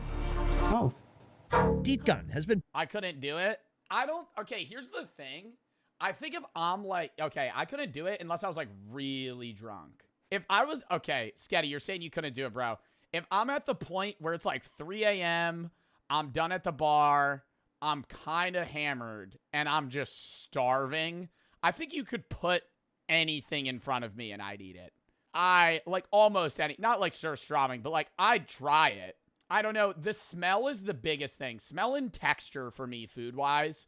Like, if I bite into something and it has a mouthfeel that's opposite of what I think it would be, then oh my God. Yo, actually, sorry, I just got so distracted. I was reading the language and I was like, oh my God, Vietnam. GeoGuessr.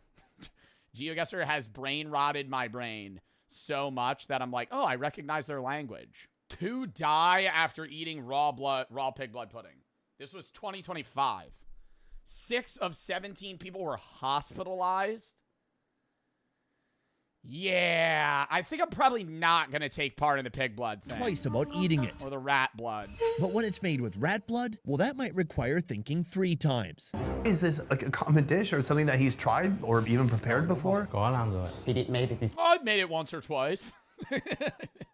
Thấy nhiều người ăn và mình cũng ăn. I saw a lot of people eating it, and I myself ate it, so I can guarantee that it's safe. Okay, let me double check. I am in Vietnam and I'm gonna eat raw rat blood. Should be fine, right? Anything to worry about? Even if they're farmed rats, there's still a bit of caution to keep in mind. Farmed or not, raw blood dishes can carry some health risks. Just because any raw animal product can have bacteria or No, we were asking ChatGPT what we're going to do. You were hitting up Bernard. Yo, Bernard, about to eat some rat blood. What are your thoughts? Oh, hey, what's up, man? Glad you asked me. Bernard here. I'm just letting you know that eating rat blood pudding might not be as good of an idea as you think it is. And then it goes on a fucking 9-paragraph rant. parasites. But hey, if it's a local delicacy and it's prepared in a way that locals have been doing safely, just make sure you trust your source. Our source is that guy. Yes. How do you feel about our source? Hey, look, we're just worthy to me. Honest and sincere. And Yeah. Yo, wait. Our trusted chef dispatches the bamboo rat, collects its blood in a bowl, and saves it for later. Now he prepares the rat meat that'll soon join the blood. This feels like some shit I would order at like a bar for a shot. Yeah, I'll have the rat blood shot. And it's like a mixture of fucking rat blood, sriracha, and vodka or something, and it curdles. Like something, no you wouldn't. No, I'm just saying, like, I don't see this as like a dish I would be like, oh, I'm gonna eat the whole fucking thing. Then he covers the rat with straw and sets it on fire, burning away any remaining hair.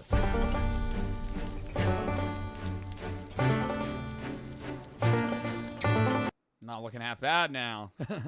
got a little brown tint on him. He's looking pretty good. The scorched rat is split open. And it's ruined. And it no longer looks good. Okay. Then dropped into boiling water. When the whole rat is cooked through, our chef debones it. Oh, God. Oh, God. This is like picking apart a fucking rotisserie chicken, man. You're just staring at a bunch of meat and bones, and you're like, I don't know where to go from here. I'm just going to start nibbling on shit. Then minces it with basil and culantro. We're now one step away from finishing the raw blood pudding. This recipe is strange enough, but what I'm about to find out will completely change the way I look at Vietnamese food. Right now we're in the countryside where it's not so unusual for people. Bro, you know the hardest part about having this job is if you're not liking something, you're sitting right in front of the chef that made it and you're actively reviewing it. You obviously you have to pass this mental barrier of like, oh, this is like, a part of a culture that I haven't been a part of. This is something that I'm not used to. But you're eating it, and say you just like want to vomit, like you gotta hold that down. You gotta hold that down. Chef's right in front of you. To eat rats. But in the city of Hanoi, what percentage of people do you think have eaten rat before? 90%. 90%. He thinks 90% of people in the world have eaten rats. Eat rats. But in the city of Hanoi, what percentage in Hanoi of people do you think have eaten rat before? 90%. 90%. Really? 90%? That number's unhinged. It's outrageous. There's no... See, can I tell you what's difficult about the position I'm in, Laum? Is I'm doing a video about rat, and there's like Vietnamese Americans watching this, and they're like, oh, cool, make it seem like all Vietnamese eat rat. And I'm going, no, just a handful eat rat. But then the Vietnamese folks are like, no. No, we all eat it. No, we all eat it here. He's trying to show like, oh, this is not something that's like that common. Oh no, everybody here eats it. Okay, yeah, maybe 90% of people have eaten it, but that doesn't mean that 90% of people continue to eat it, right? That could be something that's like, oh, everybody's tried it. The answers we heard from the rat farmer and the rat chef, Laum and I decide to run our own survey in the just start interviewing people on the side of the road. Yeah, that's fair. streets of Hanoi. I want to find out how many people have actually eaten this bizarre food. This person's had rat too? Yes. Yeah. What? But before that, it's time to face... I mean, bro, if it's on every menu in your fucking city, at some point you're eating it. If you're in an area that eats horse, right? Like there's a lot of countries that eat horse. Even if you're not somebody that actively eats horse, if you go to a restaurant and every single restaurant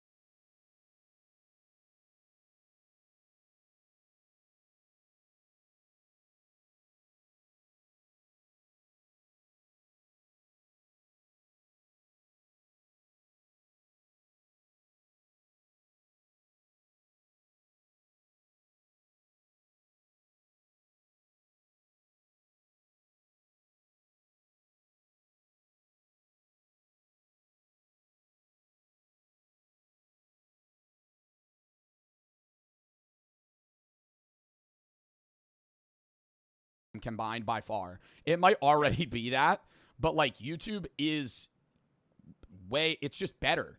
Like if you're somebody that even from a money perspective, like yes, you could watch cool shows on fucking Netflix and shit, but it's like, bro, YouTube like you could just doom scroll YouTube for days and just find people that you fuck with and just watch their stuff. I also think their recommendation system's better. The one thing I don't like about Twitch, and I feel bad for smaller streamers, is it's fucking impossible. I mean, you knew this because you were streaming for fucking 3 years before you got an audience. It's impossible to fucking grow on YouTube Raw. Or not YouTube, on Twitch Raw. Like, if you're not getting clipped, the odds that you blow up is like 0.0000001%, even if you're the best streamer of all time. Because nobody's going to fucking find you scrolling 90 pages down on a specific game category. Because you're not going to get recommended. Yeah. Yeah, you can actually be like an incredible streamer and have 5 viewers. Bro, most of the big streamers like not all. Like, for example, Joe, you were huge on TikTok before you started streaming on Twitch. Queso was big on TikTok before he started streaming on Twitch, like a lot. No, Queso blew up on TikTok simultaneously. Did you watch that, bro? You should watch that video about Queso. No, I know. I just mean like Queso he blew up because he was streaming and posting his TikToks. Yes, that enabled him to grow. Queso got an audience because he had like explosive clips. Like he had the best clips for like when he was a tiny streamer. You know what I mean? Like he just had huge clips. So like without TikTok and without attaching yourself to a niche, like if you're not like the best player at your game or one of the best players at your game and you're not using TikTok, like I don't even know if it's possible to like blow up as a streamer. Like I actually I agree, and I think if you want to stream, like people always ask, I mean you probably get asked this shit too, like advice for streaming. I always say you have to be cross-platform posting. The odds of blowing up is really low, but you still have to be consistent to even have a chance. And then, like, I think I got lucky during COVID as well, right? Because that's when, like, people were able to, like, start streaming. The one thing that I wanted to say, though, was if you're going live and you're posting cross-platform, that is giving you the best odds. Oh, my God, what was I just going to say? What the fuck were you just saying? I just lost my train of thought. Oh, my God, how hard the discovery is on Twitch. Yeah, weed brain's activating right now. Yeah, but my opinion is like the realistic way to be a streamer, like the actual realistic way, which is still unrealistic. Yeah. But like, not everybody's gonna be I show speed, bro. Like, not like that's not real. Oh, I remember what I was gonna say. Oh, go now. I don't want okay. Before the weed brain leaves again. Yo. Wait, you smoked? No. I'm not high right now. But okay. I was gonna say, if the people that stream like low competitive gameplay, they're not personality streamers. They don't want to blow up being entertaining. They want to blow up playing like Valorant, but they're hard stuck gold too. No one is watching that shit. That's the problem. And like I don't want to be a dick when I say that because I'm also shit at video games. But I'm not sitting here going, "Oh, people are watching for my fucking plat Rocket League gameplay." Like nobody wants to see that. Like dude, when I started streaming on my Jinxie account was like 2019. I streamed before that on like multiple other accounts. Like I had an account called I Sweat Games. I showed my chat. I was like a sophomore in high school. I didn't even hit puberty yet. And I would sit there and play Fortnite just silently, not even talking. And I was like, I wonder, like I was terrible at Fortnite. I was playing on Xbox. I was awful at the game. I was barely talking. And I'm like, why is this not working? You know what I mean? And I feel like a lot of people have that mindset.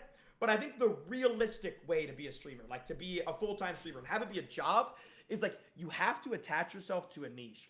Oh my God, yes. Yes, because that's how I got to like 80 viewers, was I had to attach myself to a niche and get really fucking good at a video game. You know what I mean? Bro, example, Squeaks, Super Mario speedrunning. Like, if you're able to build an audience to 100 viewers doing something, have them fuck with you, then you're able to just transition to other shit. Like you did R6, I did Rocket League and Minecraft. I only played Rocket League and Minecraft every day for like 6 months. If you look at my Twitch tracker, I had an audience. I finally switched to variety, lost like 30-40% of my viewers. But then I was able to build it up slowly. Like I used to just play the same 2 games every day. Dude, I did not know, Joe, I did not know you were a dedicated Rocket League streamer. I knew you liked Fortnite a lot. Bro, I would go live for like 3 hours. This is when it was my freshman year in college. It was COVID, and I was like, fuck it, I'll just try streaming. I would go live for like 2 hours every day, and that's it. And I would just doom queue Rocket League. And I would shout it out, and I would be like, come follow my Twitch. It was rough. Rocket League is the greatest game ever, though, to play like off stream and just blast music. Like, I actually love Rocket League. Oh, it's like, I mean, it's just muscle memory. Like, you could kind of be mindless. It's active to learn it and then mindless to play outside of it. That's what I do with like Marvel Rivals. I'll play that shit off stream, and it's just like you could just mindlessly play that game. Like once you know what you're doing. I don't even know how we got even to this topic. We got sidetracked. It was a bit of a podcast segment just now. Yeah, we did get sidetracked, but it was good. It was a good segue. Wait, so Joe, do you have your finalized list or no? Bro, I don't really think I could do a top 20 right now finalized list. I feel like that's a half-assed. Like, I think I could do, realistically, top 20 streamers of all time. Like, that's easier for me. Easier. It's So a much lot. It's a lot easier. Like, it seems like it'd be harder, but there's just locks, you know? Like, top 20 streamers all time, you're going Tyler 1, you're going Ninja, you're going Summit. Like, there's people that just make the list definitively. Who is your Mount Rushmore of streamers, Joe? So, 4 picks. You have 4 picks, and like my it can be personal based off 4. whatever. Yeah. I have to go Ninja, just because he was the first streamer I ever watched. And I remember being sophomore year in high school, I was watching YouTube videos and streams of Ninja getting like 50 kill solo squad games. Like, he's on there. I'm also going to throw Summit, if I'm being real. OG kind of started streaming space, has basically been streaming 12 hours a day, 15 hours a day, every day for the last fucking 9-10 years. Like, that guy's dedicated. I'm going to throw Speed on that list because I think he is a top streamer all time and top streamer right now. And I'm going to finalize it out with somebody that a lot of people probably would disagree with. I'm going to say Ludwig because he got me into modern streaming. I used to watch his Pogo Stuck gameplays, and I think he paved a lot of current gaming challenges that people do today, like Bro v Bro and other shit. Also, Ludwig like catapulted the whole subathon concept, but he actually did like the original subathon, because like the whole concept of a subathon is you don't end the stream until the donation stops. So like Ludwig was live for like, chat, how long was it? 30. It was a month. It was 1 month. He cut it. It was 1 month. Okay. But like he kept going because like he kept getting subs, which is, I thought that concept was so fucking cool. No, and it didn't feel like a begathon. He wanted to get off by like day 20. And it was like, okay, fine, I'll stick out a month. And it was like, I'll get it done. Because he had already passed the goal, or he had already passed the record. And then it was like he went another 10 days or some shit. So, yeah, it didn't feel... I don't know. I think subathons today kind of lost their oomph that they had. I think subathons used to feel like a big community involvement, and it was like a cool event to basically be able to tune into your favorite streamer any day, any time of the day for like a month, and they'd be live. And now, like, most subathons just feel like, hey, we're going to have like 1 million goals at like fucking 30K subs. I'll shave my head for $300,000. It's like, bro, that's not a reasonable goal. Yeah. You shave your head and your eyebrows when you lose a Rocket League game. Yeah. I also don't think, I don't know if I'd ever want to do a subathon. Like, I don't know if I'd ever want to be on camera 24/7. Like, that would suck. It would fucking like, suck. I like having some personal life. You know what I mean? Sounds shitty, bro. All right. Well, I got to go play a horror game. I'm sorry if I took up too much of your time. I just wanted to share No, it's fun. It was fun, bro. All right. Well, I'll see you tomorrow for... did you tell your chat about the... Yep, I told him. Okay. Yes, sir. I'll see you tomorrow, buddy. All right, bro. I'll see you tomorrow, Joe. Peace. Yep, catch you. W Jinxie, bro. I love that motherfucker.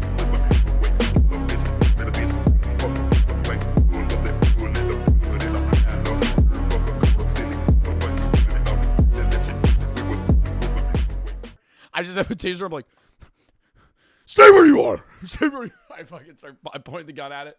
It's like, I'm not. That offers the same environmental protection while providing protection against certain wavelengths and light intensity. when the film is removed, a more traditional eye is revealed. It's about 3 times larger than a human eye, and there are no eyelids. In other words, the black eyes of the gray are just very large human-like eyes with a dark film cover to them, no different than how you or I would wear sunglasses. Interestingly, this may be seen in the video where we see what appears to be the whites of eyes being visible. Then again, this also could be snow. So the eyes of the alien are, in other words, noticeably large, but not comically so, as shown in the media. Now, humans naturally form caricatures of things in their mind, using things that most define a person. So, for instance, if you met a person with a large nose and were asked to visualize them later, you may imagine it as being comically large. Same with the ears, eyes, etc. We see this in cartoons all the time, being that we exaggerate bodily proportions. So perhaps, is this also true of gray aliens and their black eyes? Lastly, I want to bring up another detail that is easy to overlook. In the photographs, it appears that the head is being articulated and moved around, which would open up many implications.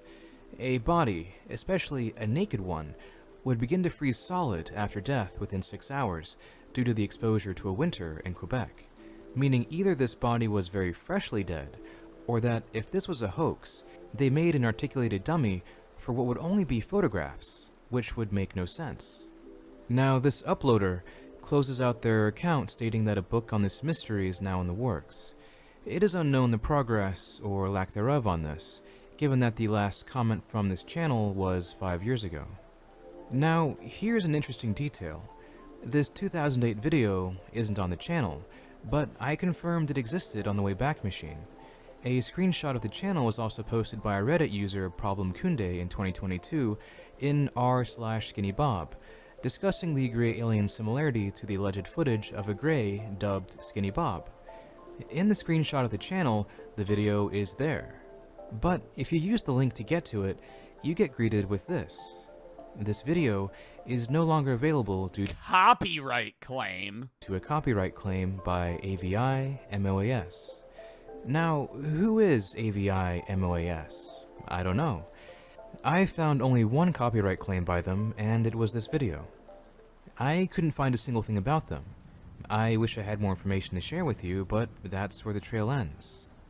So, what is my perspective on this case? Well, there are so many unknowns here that it is almost impossible to verify anything. But then again, that's the world of ufology. You have to fundamentally read between the lines, because there's no map to guide you. Perhaps this really is just a very well-made prop. The FBI, I don't know, bro. I just wish I could see a fucking alien before I die. That would be so cool. For a student movie. Or perhaps this really was a 1 in a million scenario, and people really did stumble upon a fresh alien corpse. However, the idea that people would leave a child-sized corpse alone overnight, Sure you will, doubt it.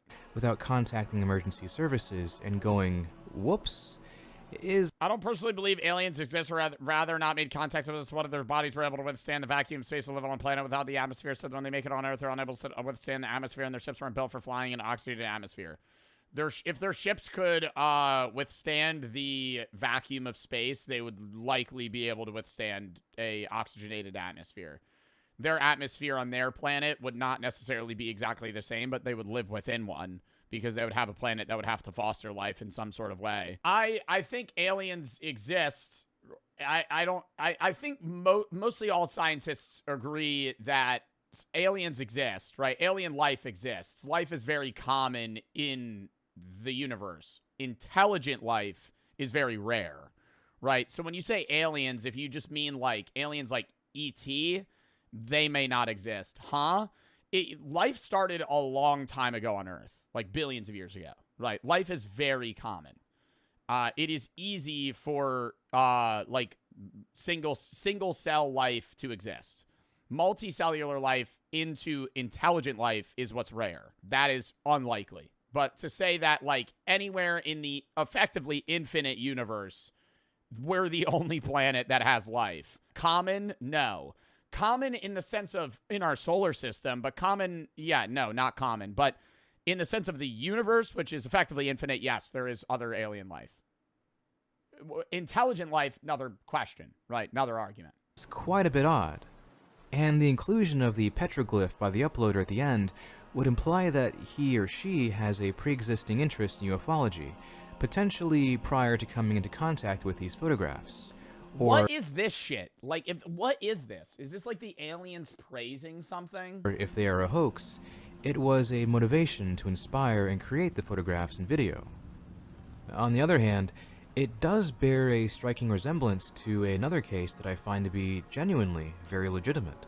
But unfortunately, we can't stare at this case in a vacuum for 1,000 hours and deduce it to be a hoax or not. We're left to play detective here, and we have to interconnect what comes down to only maybes and find commonalities and consistencies between other cases, as it's Paul. It's Paul from the movie. Researchers do, as in fact any detective does. As new information comes out which we can compare it to, only then can we look back at it and affirm it as true or a work of fiction. Quite literally, only time will tell, and sometimes I don't think time will tell whether or not that alien video is real or not. I think it really won't go anywhere else after that. I think this is probably the last we're going to hear about that specific video. Alien life, on the other hand, different story. Clearly the alien was killed by Sasquatch. This is what happens when you give Sprite to aliens.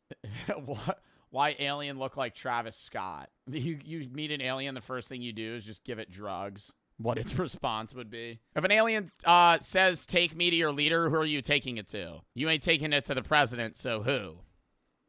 Well, if it says, take me to your leader, I'm probably gonna just take it to, like, the governor. I don't know. If it says, take me to, like, your leader, fuck, man. I'm not bringing it to the president. I'm not bringing it to Trump. The FBI, I would probably bring it to, like a prominent scientist. The Pope. That's probably one of the last people I would bring an alien to. I think I would probably bring it to a non-religious figure. Bill Nye the Science Guy is a good pick. Hank Green. If I find an alien, I would bring it to Hank Green. That is who I would pick, and I would go from there. I don't know where Hank Green is. Not Mr. Beast. No, not Mr. Beast. I think I would try to bring it to Hank Green. Hank Green, Alex O'Connor, somebody smarter than me. Somebody, like, well above my intelligence that would probably just know what to do with it. I don't think I would give it to Kim Jong-un, no. So anybody? I'm saying somebody that's, like, you know, gonna know what to do with it. All right, chat.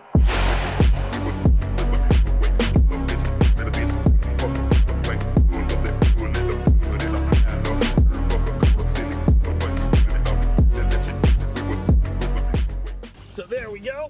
Oh, look at this guy here, all tangled up. No biting, buddy, no biting. So look at this, one of the coolest crocodilians, not just in Costa Rica, but in the entire world. This is the spectacled caiman. And the reason that I know... Holding with one arm right now. Undeniably that this is a spectacled caiman is his little spectacles right here. So see that bridge across the nose that connects his eye spectacles? That's where the name comes from. And they have this tremendous bony head plate. But what's cool is this is likely a young male. And the reason he was in such a shallow, clear area where he didn't have to go any deeper, any further, is probably because he was getting bullied by other males. So if you look here... So he's a weak chud. Okay. Okay, we found a sub 3 in the jungle. But he got bullied off his territory. I see. He's covered in scars. I understand.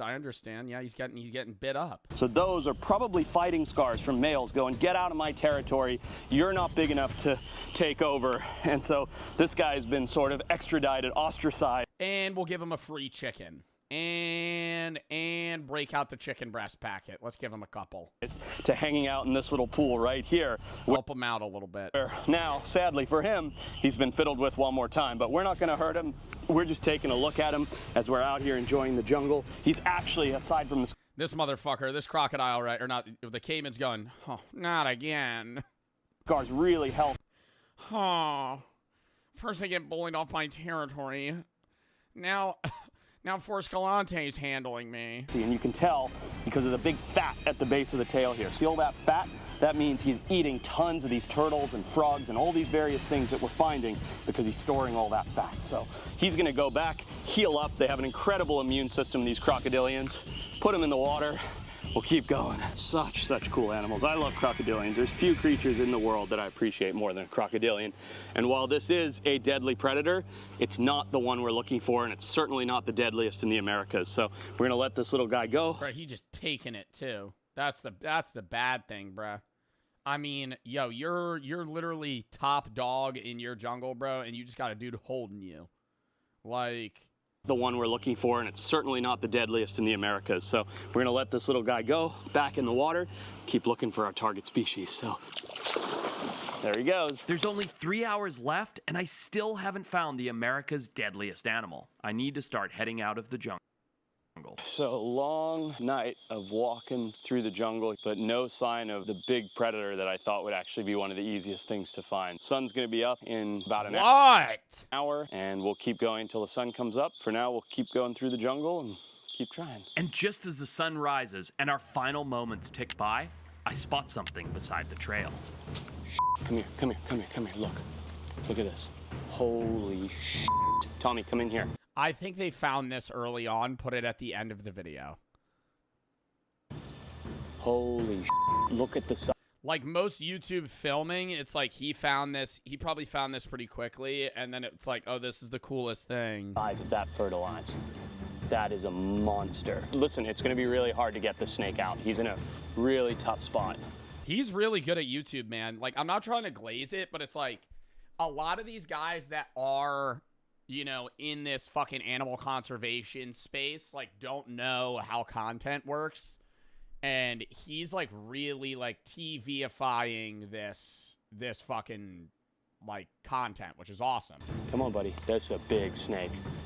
This is gonna be really hard to do without getting bitten. I'm worried about not getting bitten and trying to get this. Look at that snake. Holy shit.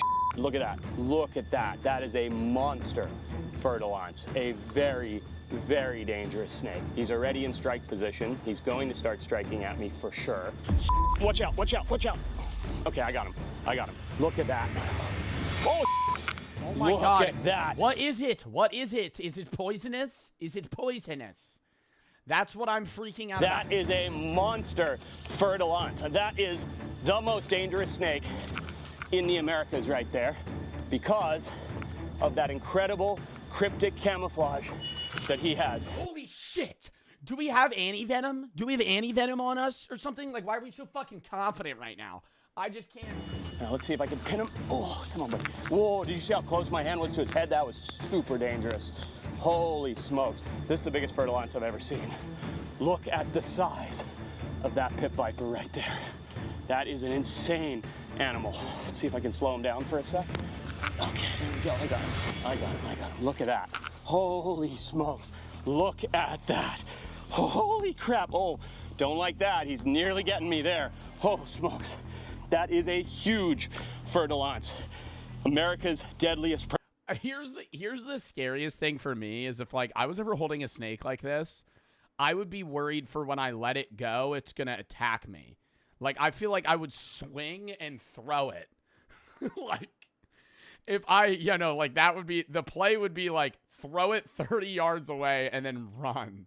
Because it's like, the second you put it down, I'm like, oh, it's just going to bite me. Predator. Now, don't be fooled by this guy seeming to be pretty chill. If he were to reach around and get me, that's it for me. I am undeniably going to lose a limb. These guys have a highly toxic venom that if it gets you, if it bites you, say on the leg or on the arm, that skin, that flesh is going to rot away until you lose that limb or... Brother. And he was like, oh, and like jumping out of the way. Like, bro, no urgency. I'd be like, I feel like I'd be wearing like chainmail armor right now, walking through this fucking jungle. Like, I would be head to toe, like Kevlar. I'd be like bulletproof, everything. You're not, like, I don't want anything biting me. Goes gangrenous and he gets infected and you die. And the reason that these guys bite hundreds of people a year, and I mean hundreds, and dozens die, is because of how you saw him standing like that. Now imagine there was a log down on this trail and that guy was curled up on the other side of that log and one of us had stepped over and landed on him. That's it. Those fangs are through your shoe, through your sock, into your leg. You're hours from hospital care. And that's it, you're in huge trouble. So here he is, a magnificent creature, and look how beautiful he is. I mean, you can... This is dangerous. This is really incredible how stunning and spectacular this snake is to see. But there you go. That is it, the Fertilance. Ooh, I don't like that. Holy shit, that's close. Don't like that one bit. Come here, buddy. We're gonna go back to the hook. Not worth the risk to do that anymore. We did it, we saw it. Oh, fuck. Distract him with the piss. Distract him with the weird piss poop combo. Oh my god, wait, the snake's a genius. Let me pee on his leg and then he's gonna fucking be distracted. I'm gonna bite him. We even saw the fangs came out there. And what's Bro, just leave him. Just leave him. Just leave him. Just leave him. Cool. These guys oftentimes are primarily frog eaters. So that liquid that you see right there, that is a super stinky liquid that they excrete as a yeah, now it's all over your leg. Secondary defense after biting. So that's what that is right there. Oh, wait, that wasn't piss? That was like a defense spray. Bro got skunked on. He's pooped it all over my leg. He's pooped it here. But he is locked on, being super aggressive, super dangerous snake. And that's it, guys. We've done it. We've come. We have found the America's deadliest predator. He's in my hands right here, and he's an absolute monster. So we're gonna maybe, bro, maybe honestly, he did film this in order. Put him back in the log, let him go on his way before something bad happens. And we did it. I hope you liked this video. Comment and subscribe. Let me know. That was a really fucking entertaining video. Like, I think Forrest is like, bro, he's doing the YouTube game right, man. That was fucking awesome. Oh, yeah, and he just has the thumbnail. He has the Mr. Beast thumbnails, bro. He's got it. Look at this shit. He's getting millions of views, bro. He's pulling way more than me. 3 million a video, like, averagely, on, like, old shit. That's crazy. All right. Yeah, lock in, chat. Next video.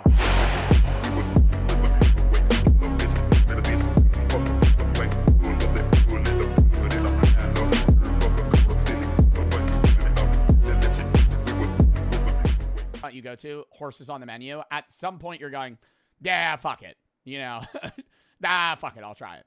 That raw blood pudding. This is gonna be our first taste of rat. How do you feel about that? I'm curious to see how it looks. 3, 2, 1. Oh my goodness. Remember that? What? Oh, don't tell me it's just a bowl of blood. A bowl of rat blood. It's mixed with water and fish sauce before it joins the minced rat meat. The final product sits before us now. It's 3-dimensional. It's coming out at me. It's yeah, like, dude, that actually looks like brains in a bowl. dimensional. It's coming out at me. It's a I just want to know what it tastes like. lot of blood. I haven't seen. Is that weird that, like, I don't think I would enjoy it, but since I've been doing a lot of these, like, weird food reviews and I've eaten gross shit on stream, part of me has, like, a weird curiosity to being like, I'd put that in my mouth. Pause. Yeah, I'd try it. You know, like, I wouldn't want to be like, oh, I'm going to order a whole dish because I know I wouldn't like it, but I'd be like, give me a spoonful. Yeah, probably, like, straight metal and fat, if I'm being honest. Because it's, like, soaking in blood, and you're also just eating minced rat, so it's just every part of it, so it's going to be really fatty. Such for like over 10 years, and you believe it? The last time, duck chicken, not this one. Which bothers you more to think about eating? Duck blood or rat blood? Rat, of course. Oh, don't smell it. Oh, that's a risky play. I dare not to even smell. I will try. Yeah, there we go. There we go. That's what you got to do. Fuck that. That's just going to psych yourself out. If you smell it, that's just immediately ruining the entire experience. You just got to fucking eat it. Oh my God, no. Oh, no, I would rather it be...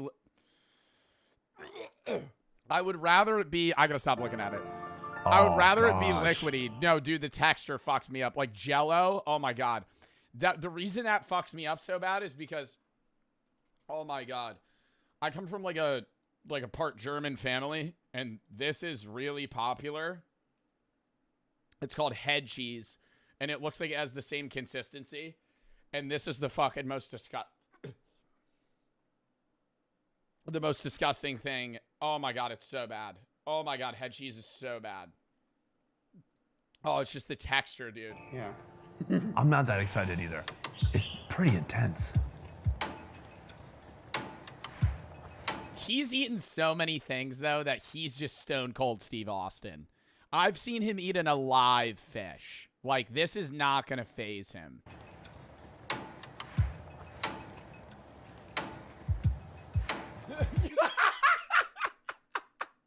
You feel the gag in your throat. You're like, oh no. Try to appreciate it. Don't think about the blood. Think about the flavors. There's some good flavors in there. It's meaty, some gristle. It's all been cut down into a fine mince, so there's kind of a chewy texture it's to not meat, bro. You're saying you're saying it's meaty and there's gristle, but I'm only seeing gristle. some gristle. It's all been cut Like, that's all fat. down into a fine mince, so there's kind of a chewy texture to it, right? I'm gonna walk you through this. You're gonna make it through. Oh no! When you hit that point where you're holding your breath and you're just going, just speed chewing, staring at the beer, any liquid. You're like, I'm gonna swallow this. I gotta Keep swallow going, this. I gotta swallow buddy. this. As you're focused on chewing, that milky blood, it kind of dissolves in your mouth and then just goes straight down your throat. Then there's the aromatics. You can taste coriander, some real fresh flavors in there. Oh yeah, dude. You put the fucking. I've had that so many times. On and off stream, you're eating something gross. You fucking fill your mouth with liquid, just chew. Yeah, get it down. That's bad. I do not vomit, you know.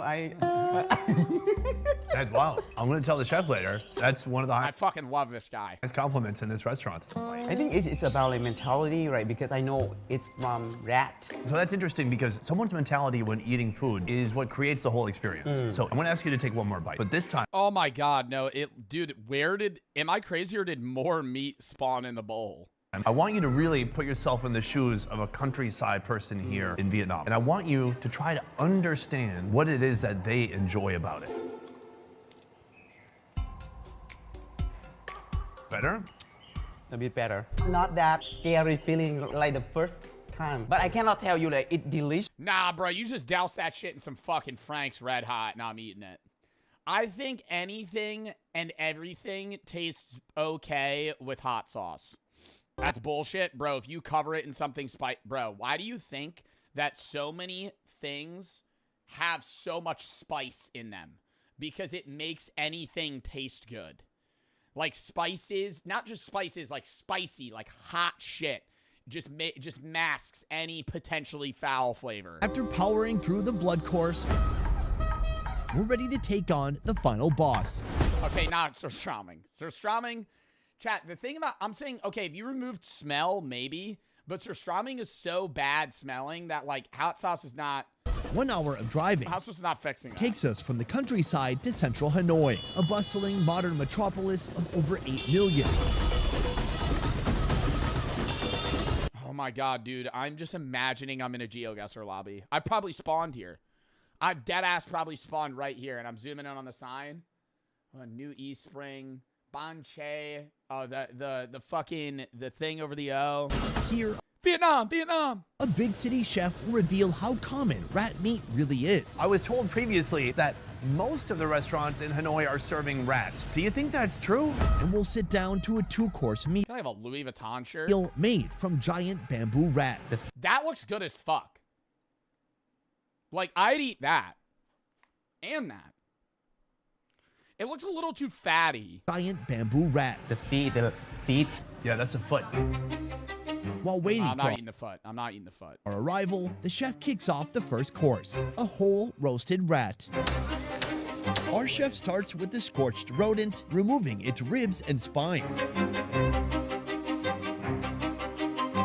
The rat is thoroughly rubbed down with the restaurant's secret rat marinade.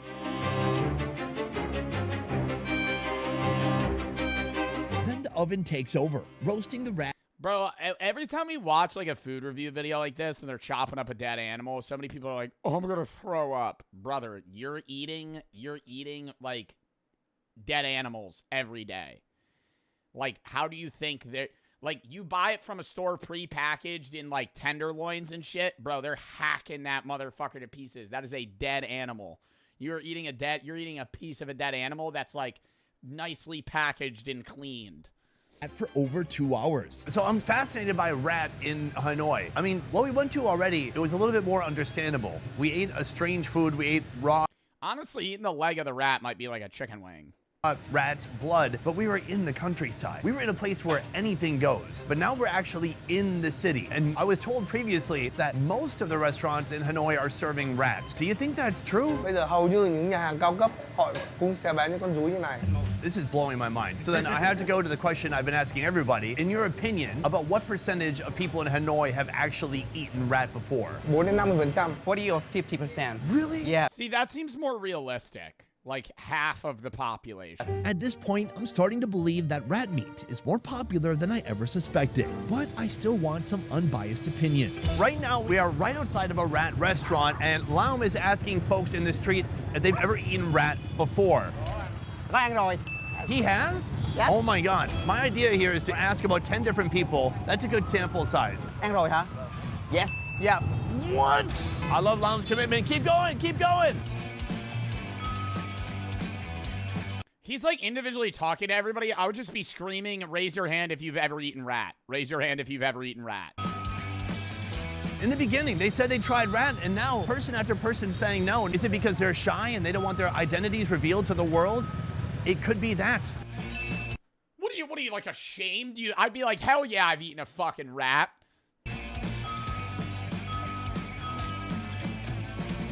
How many people did you just ask? I think about like 15. And it seemed like you got 3.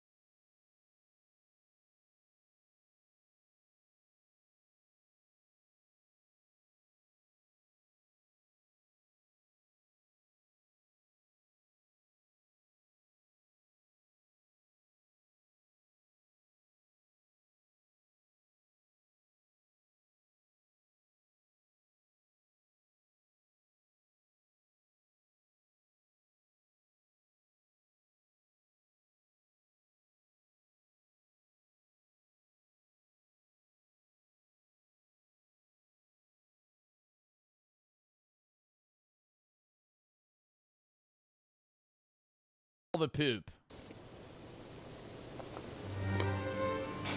You know what would really give it away is if there's just like a corn kernel just in the brownie.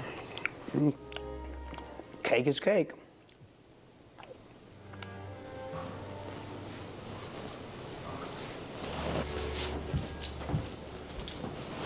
How's the cake, Billy? Sorry, little bro. Sigma's gotta eat. Tastes a little funny, but cake is cake. Yeah, that's probably because it's made of the same ingredients you put on my script earlier. Billy,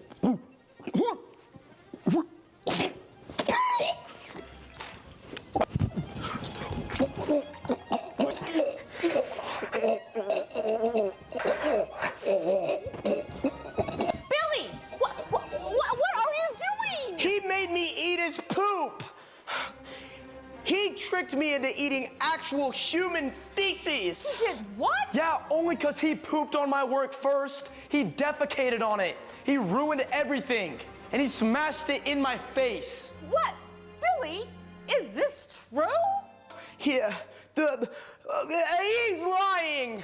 Mom, he's been torturing me. He humiliated me. He ruined my work. He destroyed my scripts. And you never believe me because he always acts perfect around you. Oh my God, Billy. Is this true? He deserves it. He ruined this family. I can't believe what I'm hearing. That's it. That's enough. This behavior is unacceptable. But, Mom! No buts. Behavior's unacceptable, but she acted like a teacher. Yo, the brothers are making each other eat their own poop. I feel like this is more than a sit-down conversation. What do you do as a parent in this situation?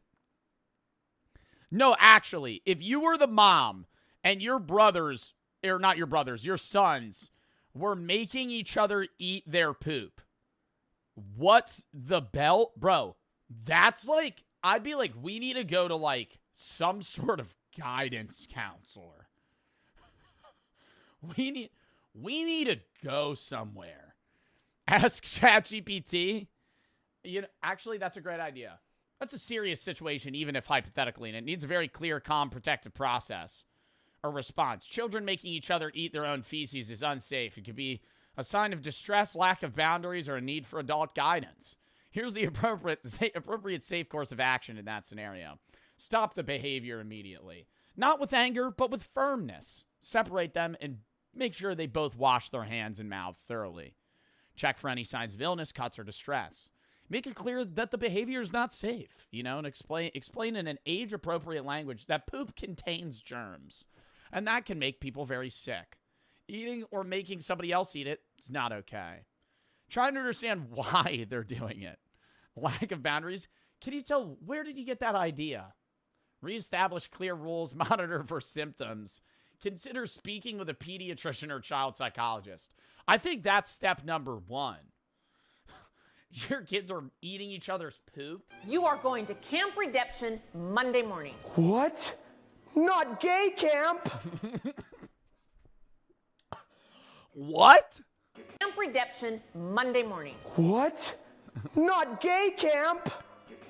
Gay camp? It's a behavioral correction facility where they redirect young men's aggressive energy. They use intensive therapy, role-playing exercises, and an immersive experience to help young boys explore alternative lifestyle choices. Most of the young men, by the time they graduate, develop attractive relationships with other men. Oh, it's not gay camp to make you not gay. It's a gay camp to make you gay. Instead of channeling their energy into violence and aggression.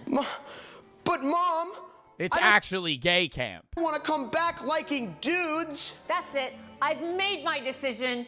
You're gone Monday morning. Take that, Billy. Bobby? Bobby, I'm headed off to gay camp. Talk? What do you want? I wanted to apologize before I leave tomorrow. I'm going to gay camp, and when I come back, I'm probably going to be attracted to men instead of women. I appreciate that, but you're already zesty. I also found something that you might love. There's this YouTube channel called Tomorrow's Teachings, and they're accepting stories from fans. If they Oh my god. What? They'll make a video from like a chat, like a comment. like your idea, they might actually produce it and put your name as the creator on their channel. It's in the link of all of their videos. They have this whole submission program where you can send them your story ideas and they'll turn it into an actual video. Are you serious? Yeah, I am. You really think they'd pick my stories? Bobby, your stories are incredible. I was just jealous because I knew you had more talent than me. You deserve to have your stories seen by millions. I think your alien mom story could be huge. It could be the next Spider-Man. I don't know about that. I don't think the alien mom story is going to be the next Spider-Man. Submit it. What do you have to lose? So that's exactly what he did. He took the opportunity in front of him. A real chance for his name to finally be out there, for the world to see. And as the months passed, everything began to shift. What? What? What? What? His life changed in ways he never expected. I actually did not know what? Oh, no, stop. Are they going to make my voice sound stupid? Hello? Yo, Bobby. I saw that video you wrote for tomorrow's teachings. That was spicy. Dude, I'm a huge fan. Thank you. Yeah, that was a great idea. The chat was going crazy. Why don't you hop on my stream one day? Yeah, for sure. Why do I sound like an AI Morgan Freeman? Man, just hit me up. I'd love to. Thanks, Joe. You're the best. What's up, guys? Steak here. What you just watched... What the fuck? No part of me thought, oh, they were going to just include that. That's actually how this works. That story... Skip this part? Why? Jack Green submitted it.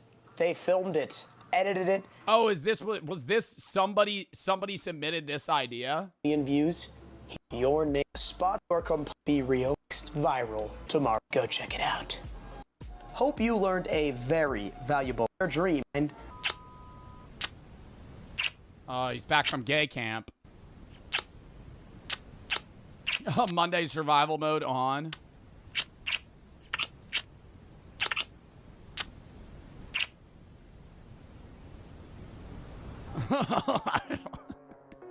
Dude, they bought like 6 different random shirts for this video.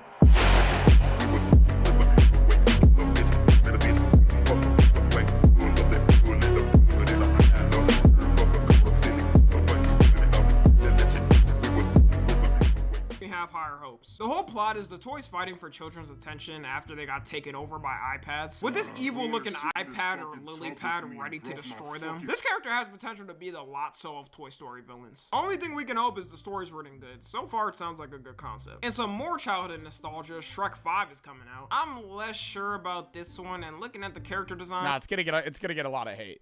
Why the massacre, my boy? Him and Donkey look like if I told ChatGPT to generate what it... Yo, it's really the fucking... I'm just not a fan of the new cartoon design, bro. It's the shit they do, like the new SpongeBob movie. Oh, Search for SquarePants. It looks fucking terrible, man. I just don't like the vibe. I know it's supposed to be like super 3D and like realistic and shit. It just looks bad. I don't know. Like it looks not like low quality. Like obviously there's a lot of money being put into it, but I don't know. It's just like it's not Illumination Entertainment either, but I feel like it's that like hyper 3D, super bright colors. It's going to be the same shit they do for Shrek. Like it just looks weird.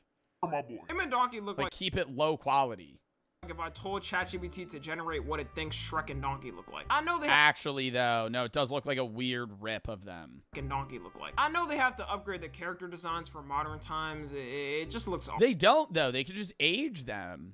The Super Mario Galaxy movie, because that's what I don't understand. Like the audience that you're trying to grab from Shrek isn't 5-year-olds. Like with Shrek 5 dropping, you're trying to get us to watch it. That's what it is. Like the Shrek 5 appeal is us. because we watched it when we were a kid. So it's like, hey, we're playing into the nostalgia. Go watch Shrek 5. Like, most kids aren't going to start with Shrek 5. Like, they haven't even seen any of the other ones. Recover from this potential loss. Mario Galaxy, the movie, could be cool. The visuals are gonna look so insane and mind-boggling. Super Mario Galaxy off purely aesthetic just feels nice. If you watch gameplay of it now with I feel like they're gonna make it like, they should make it like 3D. HD graphics, it holds up so good. Me personally, I like it better than the Super Mario Odyssey aesthetic. The Michael Jackson biopic is releasing. I'm gonna be in theaters dressed like Michael, staring at the screen just like this.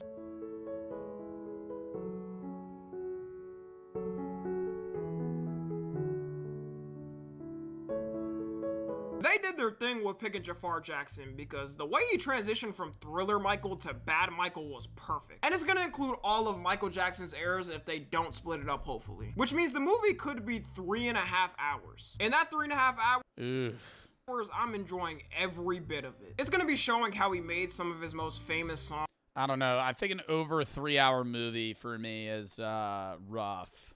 And apparently business. I'll definitely watch it. I thought they were gonna split it. What, in 2 parts? Dealings he did. And if you know how much Michael got over by the music industry, it's gonna have some juicy drama. Hey, you have a TikTok attention span? No, bro. It's just 3.5 hours long. It's the length of it's the length of 2 regular comedy films back to back. Like, you could probably watch Grown Ups twice in the span that you could watch a 3.5-hour movie. Yeah, Grown Ups is 1 hour and 42 minutes. all I'm saying is, as soon as he started requesting rights to his music, to the media, he was in the same lane as the Diddler and the worst predator to exist. Some notable mentions for movies releasing as well: Dune Part 3, Hunger Games Sunrise on the Still never seen Dune 1 or 2. Moana live action, Mortal Kombat 2, Supergirl, The Odyssey. I probably missed some. That shit. Oh my god, the Street Fighter movie I am hype for. I think that shit'll be awesome. Be good enough with everyone though. And we'll end it off with the TV shows coming out. The Boys is having its final season come out, and according to the cast and directors, it's gonna be the most graphic one. If you've watched The Boys, you know how insane that is. There is scenes of people getting ripped in half on the show. I'm scared how much further they're gonna take it. They're also not hiding who they're mimicking, because take a wild guess of who this may be alluding to. With the poster, you can get at it already. Homelander's definitely gonna do the sickest he's ever done. It's good they're wrapping it up like this and not extending it because popularity. They could easily go for a couple more seasons and have people watching. In the long term, it would ruin how cohesive. Damn, bro, they got Sam. I don't even know his real name. Damn, they got, is that Dean? Not extending. They got Sam and Dean? Wait, they got Sam and Dean. They got Jared Padalecki and Dean Winchester. He's a soldier boy. Yo, that'd be awesome if the Boys just looped in actual Sam and Dean from Supernatural. That's not Dean. That is Dean. Because that's Dean. Popularity. They could easily go for a couple more seasons and have people watch. That's Sam. In the long term, Jensen Ackles. Yeah, I used to have a boy crush on Jensen Ackles. It would ruin how cohesive the show is. Bro, I wanted to look like him so bad. And make it kind of bad towards the end. Invincible Season 4 is coming out. They've been cooking up. Who? Jared, not Jared Padalecki. I mean, they're both very attractive men. Jensen Ackles, bro. Dean Winchester was like the badass. What do you mean? He was like the coolest guy in town, bro. What? He drove that sick-ass car. He wore a fucking leather jacket all the time, had the fucking spiked up hair. That's a clip? I don't give a fuck, bro. I've said that before. A lot more than I thought they could after watching the first season. The problem with all these Amazon Prime Video shows is now you gotta pay to get the ads off. They get us every time because I am watching this with no ads. On another website that's name shall not be disclosed and is totally legal to watch on. The second season of the One Piece live action is coming out. I'm surprised because I did not know they would take it this far. It was loved so much though that it got greenlit for a second season. Dexter is also coming back with a new TV show. And I can tell you right now, bad play. I'm only halfway through the actual Dexter show. There's like 5 spin-off shows for Dexter. Stop bringing him back. Stop bringing him back. Why are we, when are we going to wrap this show the fuck up? I'm on like season 5, maybe. But like Dexter shows. There's Dexter, and then what? The Dexter universe. There's Dexter, original sin, Dexter early cuts, Dexter New Blood, and now there's Dexter Resurrection. Fucking give it a rest. Give it a rest. I'm not saying it's a bad show. I like the show. I'm watching the show right now. But I can tell you right now, like, it sours your opinion of the original series. Like, it's too much. Imagine, dude, like, Breaking Bad didn't just have Better Call Saul. It had, like, another spin-off of, like, Walter's science life. And it was, like, a funny sitcom of him before he had cancer. And it was just him being a fucking teacher. Like, how stupid that would be. Like, if this was the same people that made Dexter, bro, they would do that. They'd be like, we're going to bring him back. As well as something a little smaller, Blade Runner is getting its own show. You guys know that one. Yeah, Blade Runner, the best movie of all time now. I've watched that like fucking 6 times, though. Audio. You look lonely. I could fix that. Yeah, that thing. So far, the visuals look good. That's from Blade Runner? I've only seen the old Blade Runner. That was the main reason people liked the 2017 version. To end it off, a couple of more shows that are releasing. A Knife of the Seven Kingdoms, aka a Game of Thrones prequel. Fallout Season 2. Euphoria Season 3. Peak. Haven't watched it yet. I'm going to wait until Fallout Season 2 is probably done releasing. But let me tell you, first season chat, top 10 watch. Top 10 watch. Oh, cinema. Every episode's a movie. Literally. Lengthwise and feeling. We gonna be more than fed in TV shows. And that's everything I got. Let me know if I missed anything in the comments. I'm gonna need everyone to pray that no national wars or crisis happen next year. We've been through enough this year, and if nothing there's gonna be a war. Happens, this should be the greatest year of the 2020s. Follow me on Twitter, Instagram, and TikTok. TikTok. Love Tommy. WVed. I just want everybody to get the fuck along. You gotta jinx us. There's a reason it's 10 years after 2016. Oh my god. Running it back. 2026. You should watch It, Welcome to Deary. Never seen it, actually. I've only seen It. I haven't even seen the second It movie. But I've wanted to. All right, yo, count me down 30 seconds. I'm gonna piss again. We're gonna hop into the next video. We got 2 more videos.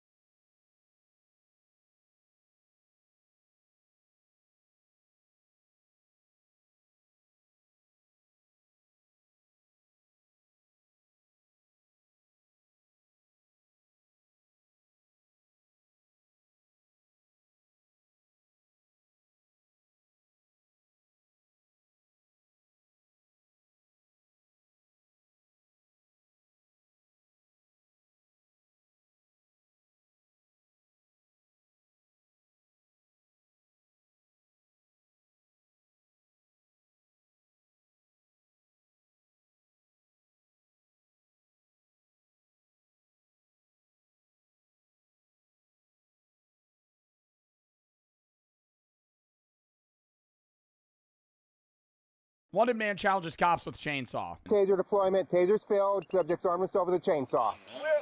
Get on. Drop the chainsaw.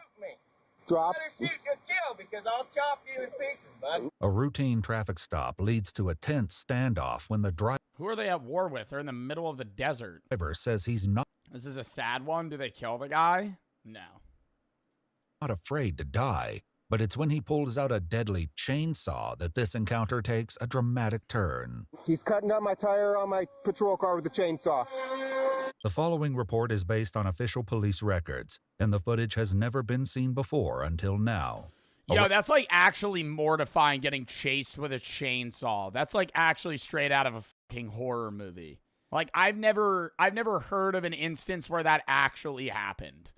Like anytime you see somebody getting chased with a chainsaw, it's either in like Texas Chainsaw Massacre or you're at like a haunted hayride. And some guy with a chainsaw with no chain just starts revving it. Around 8:25 a.m. on October 20th, 2020. Yo, I also gotta say the people. Have you guys ever gone on like a haunted hayride before, or like a haunted maze or whatever it is? The people that they target are so annoying. And I'm sorry if that's you, but bro, if you're on a haunted hayride, there's always somebody that off rip is like, oh my god. Oh my god. Oh my god. No, stop. No. I'm like, yo, nothing's even happened. Like, we're just sitting on the, like, I would say it's more interesting than anything. But then they only just fucking target that person. Because they're just freaking out. Wait, sorry, how did they pull over a guy in the middle of fucking nowhere? Sorry, I went on that off-rant tangent. They're literally on a dirt road in the middle of a field. How'd they get this guy?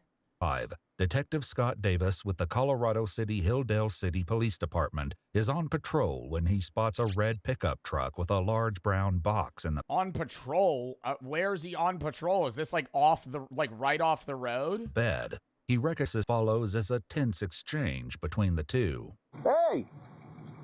Show me your hands!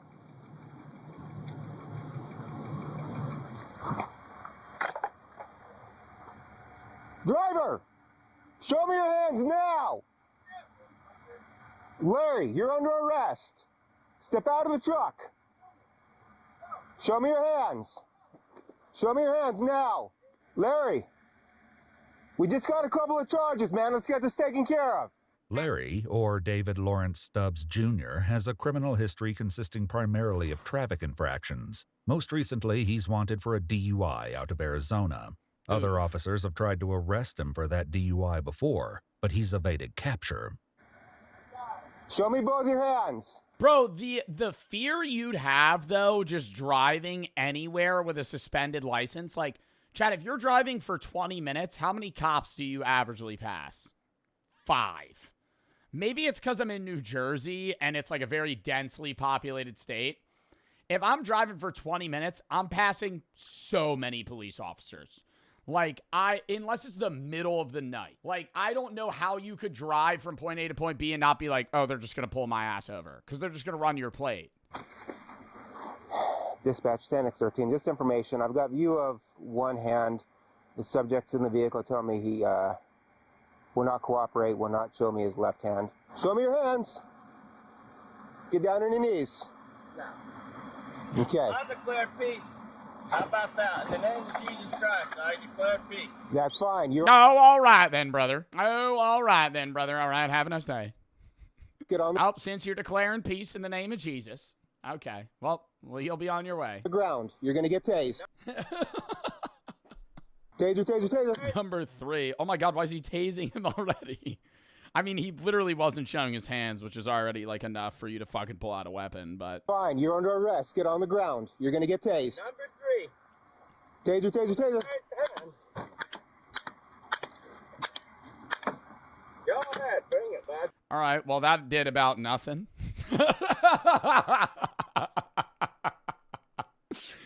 All right, taser, taser, taser. Why are you letting him know? Why are you letting him know? You just got to shoot it at him. Now he was ready. You just pulled him right out of him.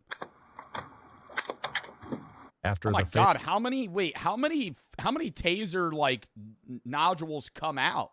I thought it was only like 2.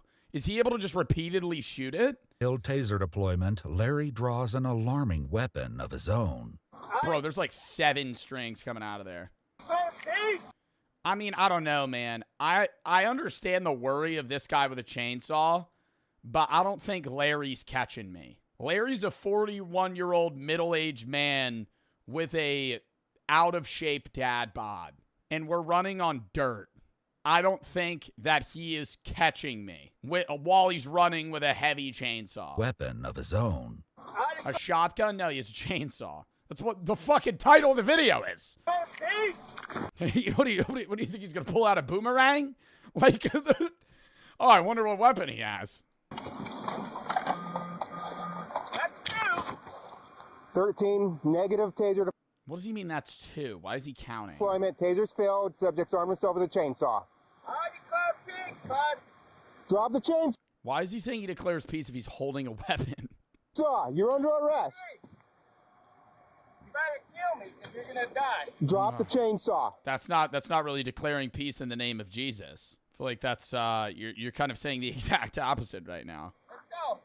Drop the chainsaw. In the name of Jesus Christ, I declare peace, bud.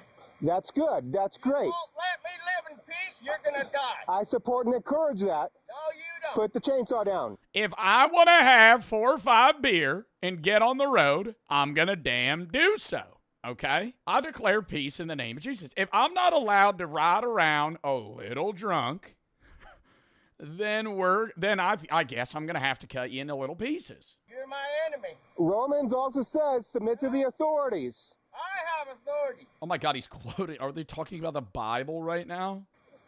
You don't. It's over, bud.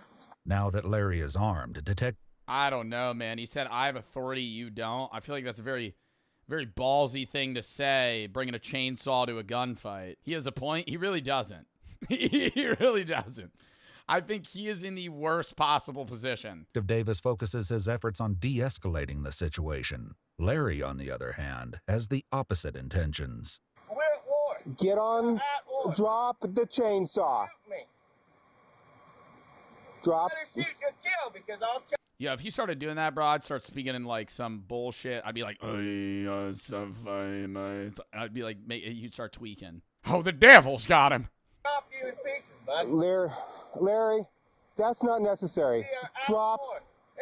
the chainsaw. No, this is self-defense, and you're my enemy. You have a valid warrant for your arrest. I don't care about. I have the lawful authority to place you under arrest. You've ruined my life, bud. Multiple times. I've never met you before, Larry. Many others. Larry, drop the chainsaw. Now you're an enemy to God. Drop the chainsaw. And I'm over it. Larry becomes increasingly agitated, his threats towards himself and Detective Davis only becoming more combative. Dude, why is he doing like the Spock? He's literally like standing. Chats, next video. This is a long one. I'm probably going to rant for a while. How to beat the super marathon in The Long Walk. Now, this is going to be a video about the movie The Long Walk. If you don't know the movie The Long Walk, it is top 5 movie of all time. It's not even close. Made me cry. I was panicking the entire time. It's not a horror movie, even though it's categorized as a horror movie. I would say it's a thriller drama, very sad and disgusting. The premise of The Long Walk, he's probably going to explain it in the video, but I'll give a little rundown. One guy from each state. So 50 people participating. They walk until there's one person left. If you go below, I think 3 miles an hour, you get a warning. If you get 3 warnings, you get shot in the head. You lose 1 warning every hour of no warnings. So if you get 3 warnings and you walk 3 hours straight without stopping, you get it wiped clean, right? And you walk until there's one person left. You have to poop while walking, eat while walking, drink water while walking. You can't sleep. So it's basically a fucking battle of attrition until there's one guy left. They also can't fuck with each other. You get warnings for hurting each other before people ask. And if you run off once you're in the walk, you can't leave. You're not allowed to quit. You're in or you're out. And if you're out, that means you're dead. So they pull your name and you decide to go, right? This is optional, by the way. It's like a dystopian future. So they put their name in a raffle to go. And if they win, they get unseen riches. That's like the prize. The number's never disclosed, but imagine enough money to retire you and your family for the rest of your life and your family's generations. So I said in my head when I watched the movie, like $50 million is what they're getting. They're getting an absurd amount of money. So imagine that you're so broke that your only choice was to sign up for the deadliest marathon in the world. It's just you, 49 other dudes, and a fat bag of cash if you reach the end. But guess what? Only one player gets to survive. And what I hate is how casual they are with each other at the start of the movie. I also gotta say spoilers. This is spoilers. I'm going to probably ruin this film for you if you've never seen it. So, you know, maybe if you want to watch the movie and not know what happens, I would leave. Right? Otherwise, you could just watch it after. You're just probably going to know a lot of what happens. anyone who stops gets smoked on live. Fucking hate that guy. Fucking hate that guy. I'll rant about him in a minute. TV. But honestly, surviving this would be easy. And I've got the perfect strategy. All right. Yeah, this fucking guy. Oh, it's going to be easy. It's going to be easy until you get the shits 70 hours in. Until you're 120 miles into walking and you have to fucking take a fat shit and you have 10 seconds to stop and poop. Otherwise, you're going to get a fucking bullet in your head. Okay. To win the entire thing. So we're here to break. Yeah. Oh my God. Break down the mistakes. Yeah, that kid's a bitch. I'm sorry. Spoiler. You have to be like 18 to participate. Most of the participants are between like 18 and 25 in the film. Nobody's really over like 26, 27, right? This kid, they claim, has snuck into it, and he's like 14. He gets a Charlie horse. He's like, It's like 10 miles in. 10 miles in? Yo, buddy, you should have never signed up. I feel like if you're signing up for the long walk, you got to think in your head 200 miles. I'm walking from Los Angeles to San Francisco. I'm walking from Philadelphia to Boston. That's what you're in your head. You're going, I'm crossing states right now before I'm the one guy left. You have a Charlie horse 12 fucking miles in, buddy. Eat a banana. Huh. Made what you first one dead. Ugh. Should do and how to beat the endless march in chat. How far you think you could walk? That's the let's start out with that. You got to walk until you physically can't anymore. Let's say there's no other people competing. That's going to drive you a bit further, but how far could you walk before stopping? I think I get 100 miles. Gun to my head, I think I get 100 miles. Spoiler alert, it's way further than that in the movie. It's way further than that. What really gets you is like 2 days in, where you're exhausted and you need to fall asleep. So you're kind of like dozing off while you're moving. The long walk. So it all starts with this guy, Ray, who's just won a spot in a low-budget version of the Hunger Games. Basically, he lives in an alternate timeline where the country is dead broke after getting slapped around in some kind of giant war. And now every year, one dumbass from each state gets picked to compete in a non-stop walk-off. One of the coolest things they do in the beginning is they go ID. Right at the door, they go ID, and he hands them the ID, and the guy waves him off, doesn't give the ID back. I mean, that's like a psychological warfare thing, right? You know, you have your ID, you hand him your ID, he just goes, you know, like, that, he's saying you're dead. Like, you ain't gonna need it anymore. Like, what the fuck? Tree is dead broke after getting slapped around in some kind of giant just keeps it. And now every year, one dumbass from each state gets picked to compete in a non-stop walk-off, where only one player gets out alive. The winner gets unlimited V-Bucks and receives one wish. But as for everyone else, it's... Oh my God, I love this guy. Hold up. I love this guy. Oh my God. Back to the lobby as soon as they stop walking. Ray's arriving at the death game the only way that makes sense, by getting dropped off by his mom. She even packed him some cookies like he's going off to school, but it's probably the last time that they're ever gonna see each other alive. When it's time to say their goodbyes, Mom tries acting like she's proud, but she starts ugly crying the moment that he tries to walk away, but it's too late to turn back, and after one last hug, he leaves to join the other 49 morons as they sit around waiting for it to start. Yo, I gotta say too, this is not like me talking about his body or anything. They mention it in the film and it's like, it's a part of the plot, but like, he's not making it, bro. These two are the main characters and he's not making it. He's like 6'2", 220, you know? The guy that's gonna win the long walk is probably 5'7", 120 pounds. Like, you gotta be skinny, you know? Like not even muscular, skinny. Like, isn't this voluntary? Yeah, but that's part of the plot too, is like they sign up and they're like, it's voluntary, but like one of the lines in the movie, he says, I forget his name. He goes, I dare any of y'all to tell me a time any motherfucker didn't sign up. You know, it's voluntary, but everybody always signs up. Name a guy that never signed up, because it's like everybody's so broke that you would do anything to be rich. All right, fam, now I know a lot of you guys have been wanting us to cover the long walk for a while, so of course I had to do it for my people. But I'm gonna be honest, I started out wondering, how in the am I gonna make an entire video about a bunch of dudes just walking down the street? But then it dawned on me, we can basically just wrap it up right here, because this is actually one of the easiest death games ever made, and I've got a plan to survive it without even trying. So here it is, my genius plan that's 100% guaranteed to work. Okay, they all have their own backpacks of whatever. They get food rations and water rations, but they're allowed to pack whatever they want in their backpack, probably with some level of guidelines because there's a rule book. Yo, I'm packing fucking nicotine. Like crazy, bro. I'm filling that fucking bag with Zins. I'm so serious. I was actively thinking about this.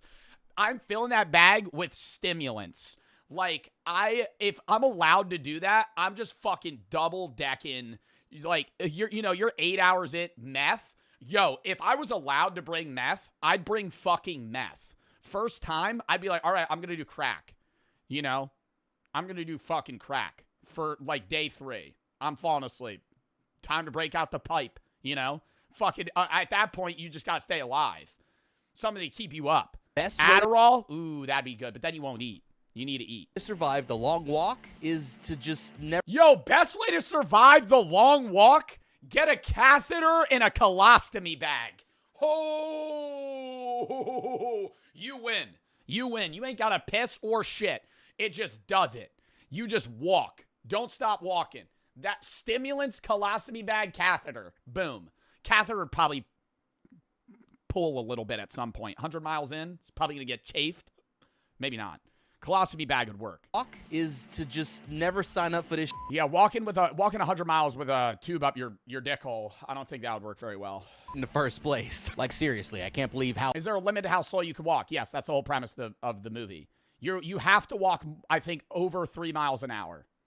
Oh, dumb. They all have watches that track their movement, and they get like audible warnings. They'll go number 47, warning 1, number 47, warning 2, number 47, final warning, and then they shoot him. You'd have to be to actually think this was a good idea. And I mean, it's not like the Hunger Games where you don't get a choice. Signing up was... This is harder than the Hunger Games. I will stand on that. This isn't some low-budget horror games. This is harder than the Hunger Games. He's saying it's easy. Having to walk 300-plus miles to not die nonstop. You're not sleeping for days. You're shitting on the floor while you're walking. Bro, way harder than just fucking stabbing somebody with a spear. Are you insane? Watch the fucking movie. Oh my God, this is the fucking point. Literally, this guy, favor to win, minus 2,000 odds. Fucking jacked, built, fucking shredded to the gills, stoic, doesn't talk. He gets a small cold. Day 2. Newsflash, your immune system never heals. If you get sick, you get a cut. Your body's never healing because you're never sleeping. You're never not moving. You're always moving. So if you get dude, a cough, death, kidney failure, lungs filling with liquid, you're dead. You know, because you're never gonna beat something small because you can't rest. You never have recovery.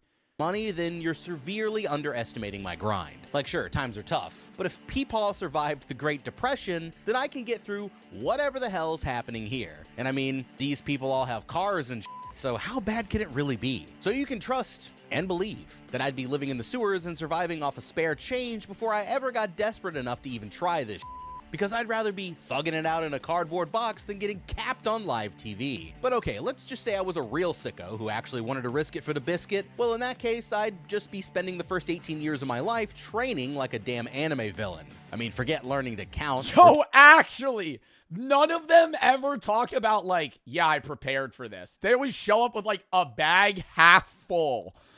Like, in the movie, the main character gets a tinfoil wrap of 4 oatmeal cookies. Yo, I feel like you would have to have a survival bag. You have to have some, bro, you'd be plotting that shit out months in advance, training every day of your life. I'm dropping out of school. I'm walking every day. I'm running some Kipchoge-ass fucking training montages, you know? I'm training like the fucking marathon runners are. They're really poor. Yo, your son's about to get shot in the head. You can't scrap up more than 4 oatmeal cookies? Are you fucking kidding me? They're really poor. She drives a car. It has gas in it.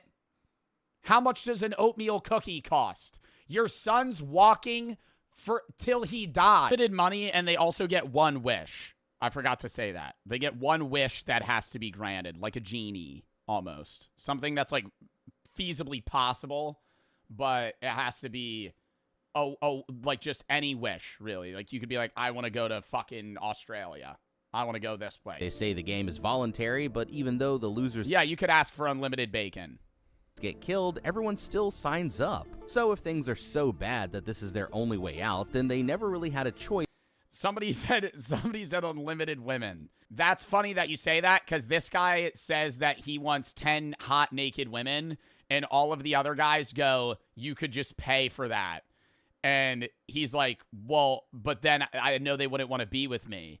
And they all go, well, if you wish for 10 hot naked women, somebody's paying the 10 hot naked women to come sleep with you. So, like, either way, they're getting paid to sleep with you. It's like, so they just start shitting on each other's wishes. Voluntary, but even though the losers get killed, everyone still signs up. So if things are so bad that this is their only way out, then they never really had a choice in the first place. The others all agree that that is some real talk, which makes Ray here sound like some kind of Greek philosopher. But Pete still wants to get the cash so he can help his friends out back home. That's when this nerdy dude Harkness comes up from the back of the group and says he's decided to write a book about the whole experience. Typical nerds, always trying to make things into a homework assignment. But so far they haven't had any casualties until all of a sudden Malcolm in the middle here starts getting a cramp. And just like that, these boys are about to see their first body. Ray grabs the dude and tries to keep him up, but after a few seconds, Curly starts to crack, and there's nothing they can do to... I think it was like, they all tried helping him too, which was nice, but in the back of my head, dude, the whole time I'm sitting there thinking, if you are cramping out at mile 5, it's over. Even if you get past that cramp, if you have any problems in the first 50 miles, it's over. Make him keep going. Terrified, he falls to the ground, begging for mercy, but the soldiers just walk up and one-tap him as soon as time runs out. And that makes And what's fucking nuts is they don't do some Five Nights at Freddy's shit where, like, they shoot him and it's off camera. They show it. They show every single death. Like a guy, like head fucking exploding out of, oh my God. And it's just right fucking close up, the only thing in frame. Walker down? Dude, the most disgusting part, I don't know if he's going to mention it. It's like when you have to, like, 20 hours in, they're all like, dude, we got to take a shit. What do we do? Because pissing, they just turn around. Pete does it early on. He goes, I got to take a piss. So he starts walking backwards, pulls his pants down, and just starts peeing. And everybody has to disperse because they don't want to get pissed on. So, but taking a shit, it's hard because, like, you can't walk and poop. And then one guy gets, like, the shits. And that's bad. With 49 more to go. All right, now that's some real traumatizing right there. And I'm not gonna lie, now that things are getting real, I'd be starting to regret my decisions about starting this in the first place. Just poop in a bag. Zod. You got a bag. You're going to be going.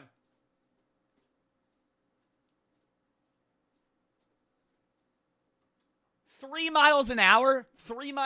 You're going to be able to. 3 miles an hour. You're going to be able to walk fast enough and fucking take a shit in a bag. No way.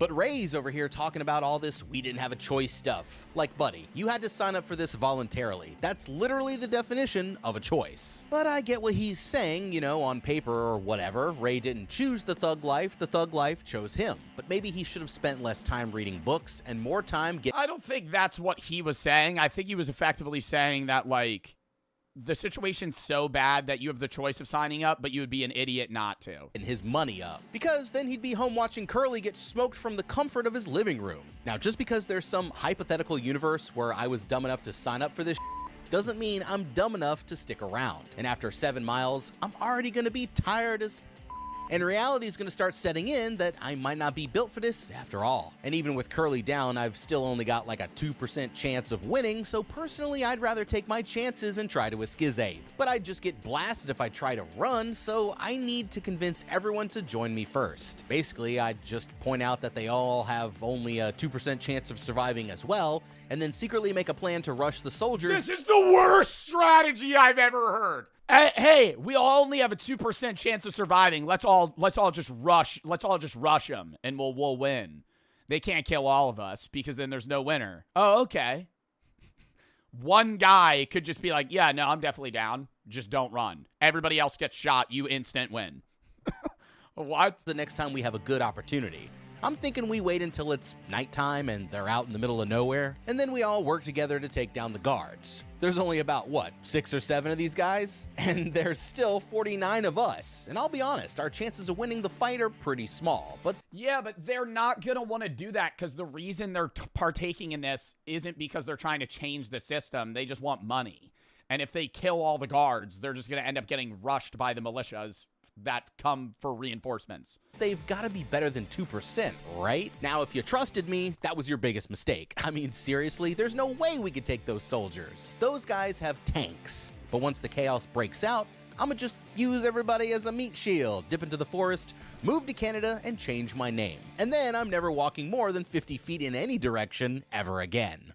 They've been walking for hours when Pete finally decides to empty the tank, but since he can't stop, he just turns around and let it rip straight at the other guys. Now they're on mile 17, and Ray tells Pete that he's feeling a little tired, but on the bright side, only 48 more people need to die before he gets to sit down. Pete's feeling it as well, but he tells Ray that the trick for getting through it is to just take things one moment at a time. After a while, they pass a little girl who came out to cheer for Ray like he's one of the damn Jonas Brothers. The others start making fun of him for it, but Pete decides that they should all be on some best friends forever type shit and try to get along instead. So that's how Ray, Pete, Hank, and Art became the 4 Musketeers. But of course, Barkovich has to chime in with his little 2 cents just to let everyone know that he is still annoying. That's when Hank starts feeling like something's wrong with his leg, but then out of nowhere, Walker number 1 drops. Yo, he just starts seizing out. Oh my god. Yo, like a heat stroke or something. To the floor and starts having a seizure. But there ain't no nurse's office on this field trip, so they just blow his head off as soon as time runs out, and that makes 2 walkers down with 48 more to go. By now, they've been walking for 25 miles, and that's basically an entire-ass marathon, and they aren't stopping anytime soon. The boys start wondering if Barkovich still has his 3 warnings, but he chirps back that he's back down. I was saying my strategy would be to, because it's like, they're in the south, so it's pretty warm, so even at night it's not that cold, and you could tell it's like either spring or summer. So I would probably, you would be more dehydrated, but I think I would walk with no pants on. So every time I needed to shit, I would just fucking shit, you know, like down my leg. It would be disgusting, but like I would never need to pull my pants down. I would just poop or piss.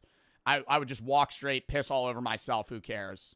You know, just keep walking. Mosquitoes, don't care. Mosquitoes are the least of your problems. To none, which is when Pete pulls out some kind of tin can full of raw deer meat, and it disgusts Hank so bad that his leg cramp starts coming back. They all start walking a little slower until it passes, but my boy Hank just keeps screwing it all up, and he drops the last little tube full of rations that was supposed to get him through the day. But Ray comes in clutch and gives Hank one of his, because that's just what the Musketeers do. Barkovich starts picking on this kid named Rank for his objectively stupid name, and he rage baits him with a bunch of yo mama jokes until he finally takes a swing. But Barkovich just keeps dodging him like Neo from The Matrix until Yo, this part was actually kind of funny. Because Barkovich is just like, yo, your name's stupid as fuck. I bet your mom's a bitch. And Rank immediately crashes out, tries to punch him, warning 1, misses. Tries to punch him, warning 2, misses, slides against the asphalt, fucks up his face, and then just eats shit and dies. It's like, everybody's like, Barkovich, you're a murderer. You're a murderer, Barkovich. And it's like, yeah, it's right that Barkovich did rage bait this guy into dying, but like, I mean, the fact that Rank fell for that is like such a weak mentality. He finally trips and ends up cheese grating his face on the pavement. The others already know what's about to happen, and when Rank can't get up, the soldiers just pull up and dome him right on the spot, making 3 walkers down with 47 more to go. Whoever let Rank sign up for the walk must have really hated Dude, because, I mean, come on, all it takes is one look at the guy to tell that he never stood a chance. I mean, at least... Actually, though, like, I'm not trying to make fun of this guy as, like, an actor, but, like, they cast and made him perfect role, the clothing, the hairstyle. Bro, you could tell, looking at this guy, you're like, I know he's not winning. I know he's not winning. He was skinny, but this ain't a trip to summer camp. You need a little bit of that killer instinct to get by, which Buddy here obviously did not have. Like, bro, I'm not about to let some dude named Gary Barkovich get in my head. So if he started trolling me, I'ma just ignore him and keep on walking, because why am I worried about this dude when there's a squad of guys with machine guns waiting to light me up? And you can tell homeboy I hear was an easy target from the way he reacted, because anybody who went to public school knows you never show a bully that it's getting to you. So nah, I would just block it out and use the thought of him getting body bagged as my motivation to keep. Or if you, like, really didn't care, what I was saying is, like, if I was Rank and I really wanted Barkovich to die and I knew I was going to lose, just fucking put him in a full Nelson. You know? You could take somebody down with you. You would get a warning for impeding against somebody else, but the warning against the other person still stands. So, like, if I tackled Barkovich to the ground, we both die. Going. And just... You'd have to catch him. I would just tell him, if you keep fucking with me, I will kill us both. Because you took a little spill doesn't mean you just give up. Like, rub some dirt in it and get back to walking, my boy. Because my legs would deadass have to be broken before I just sat there and let it happen. But I could actually use this to my advantage as well, because there's nothing in the rules against trolling other players. And even if some of these guys are more athletic, I know I've got them beat when it comes to talking shit.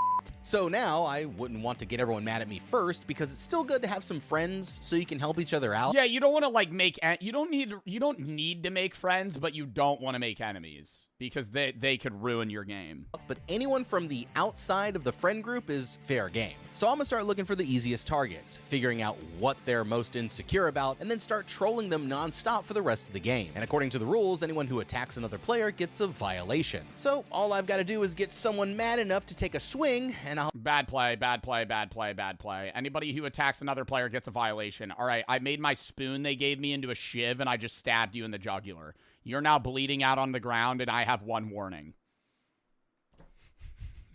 You rage baited me for 3 days. I'm kind of hallucinating because I'm on a lack of sleep, and I no longer care, and I just kill you. I'll be one step... What? Like, no weapons, Joe? They get... Dude, they... Zod. Spoiler. I'll say it. Barkovich, at one point, feels really bad about Rank dying and starts kind of tripping, and he knows he's going to lose, and he doesn't like that he has no friends, so he walks in front of the pack and kills himself in front of everybody. He goes, "You'll be with me forever," and then stabs himself in the jugular, and they all watch him die. They have no weapons, Zod. How did he stab himself? He made a shiv with a spoon, which is that happens in the movie. closer to winner, winner, chicken dinner. And I mean, sure, yeah, it's not the most honorable way to do it, but I'm not afraid to use dirty tactics if that's what I got to do to survive. And since there can only be one winner, I'm gonna make sure I do whatever it takes to get the advantage. The boys all start blaming Barkovich for what happened, even though he's trying to act like he didn't do anything wrong. But now he's easily the most hated guy in the game, and everyone else is just waiting to see him get smoked. Things calm down for a little bit until word starts going around that what really fucks with Barkovich is Pete goes, I don't care if I win, I just tell you that I'm living past you. Like something along those lines. Pete literally goes, he's like, at one point, there's like 8 of them left. And he says something, and he's like, all right, well, like, he mentions numbers, and he leaves out one, and it's Barkovich, because he mentioned, like, an hour prior, he was like, I don't care if I die, I'm just not dying before him. Walker 45 has the Hershey squirts, and this part's kind of funny, though.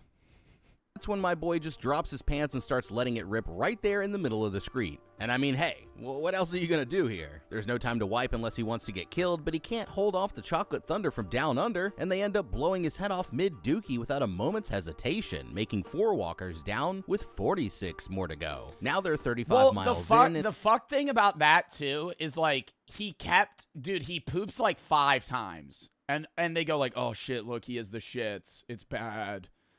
And he, like, smells really bad. And he keeps pulling his pants down. Bro, just why are you wearing skinny jeans? Why are you wearing skinny jeans?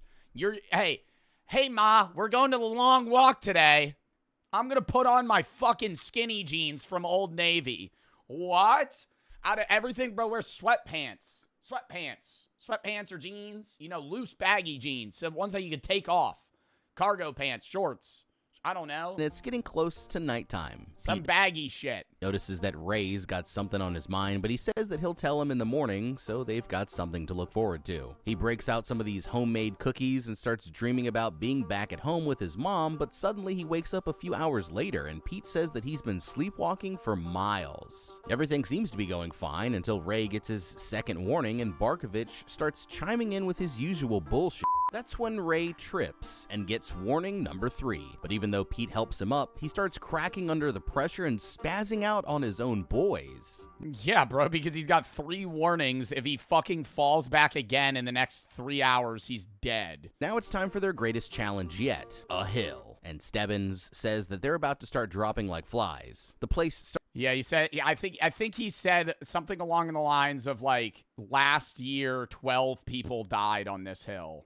Or like 15. He was like, more than half of the people left die here. Because it's like a fucking 300-meter stretch of just like a full incline.